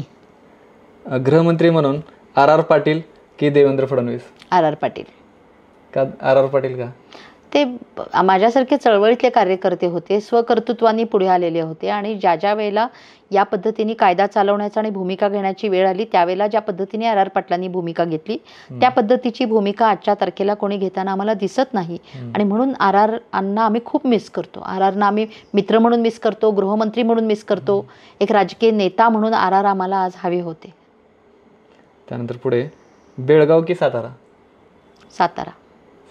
बेळगावमध्ये तुमचं प्राथमिक शिक्षण झालंय? हो, बेळगाव माझं, बेळगावचं स्थान हृदयात आहे, पण सातारचं स्थान डोक्यात आहे. त्यानंतर आपला पुरोगामी महाराष्ट्र आहे, पण पुरोगामी महाराष्ट्राला अजूनही महिला मुख्यमंत्री मिळाले नाही.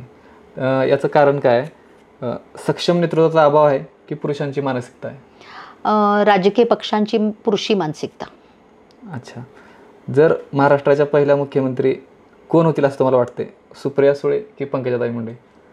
या दोघींपैकी कोणीच होता कामा नये. स्वकर्तृत्वाने याच्यातलं कोणीही सिद्ध केलं तर त्यांनी व्हावं. पण या दोघींच्या मागे कायम राजकीय वलय आहे. एखादी सामान्य महिला जी तळागाळातून लढत पुढे येईल कदाचित ती पण होऊ शकते. अच्छा, तुम्ही क्रिकेट पाहता का? नाही, पाहते पण मला फारसा तो गेम आवडत नाही. तरी पण प्रश्न विचारायची हिंमत करतोय. रोहित, तुम्हाला कोणता क्रिकेटपटू आवडतो, रोहित शर्मा की विराट कोहली? दोन्ही. दोन्ही. ठीक आहे. तर माझ्यासारख्या नवख्या यूट्यूबरला मॅडमने बोलण्याची संधी दिली, माझ्यावरती विश्वास टाकला, त्याबद्दल मॅडमचं मनापासून मी आभारी आहे. आणि मॅडमचा जो हा वर्षाताई देशपांडे यांचा जो हा अवॉर्ड आहे, याचा आवाका समजून घ्यायचा असेल तर आजही तुम्ही गुगल करा. त्यावरती वैयक्तिक लेवलला फार कमी लोकांना हा अवॉर्ड मिळाला आहे. भारतातील फक्त 3च लोकांना मिळाला आहे, ज्या की माजी पंतप्रधान आहेत इंदिराजी गांधी, JRD टाटा, अशा यांच्यामध्ये स्थानामध्ये आज वर्षाताई देशपांडे मॅडम यांचं देखील स्थान आलेलं आहे. वर्षाताई देशपांडे यांना तुम्ही GKच्या पुस्तकामध्ये देखील ते लवकरच येणार आहेत. खूप खूप धन्यवाद मॅडम.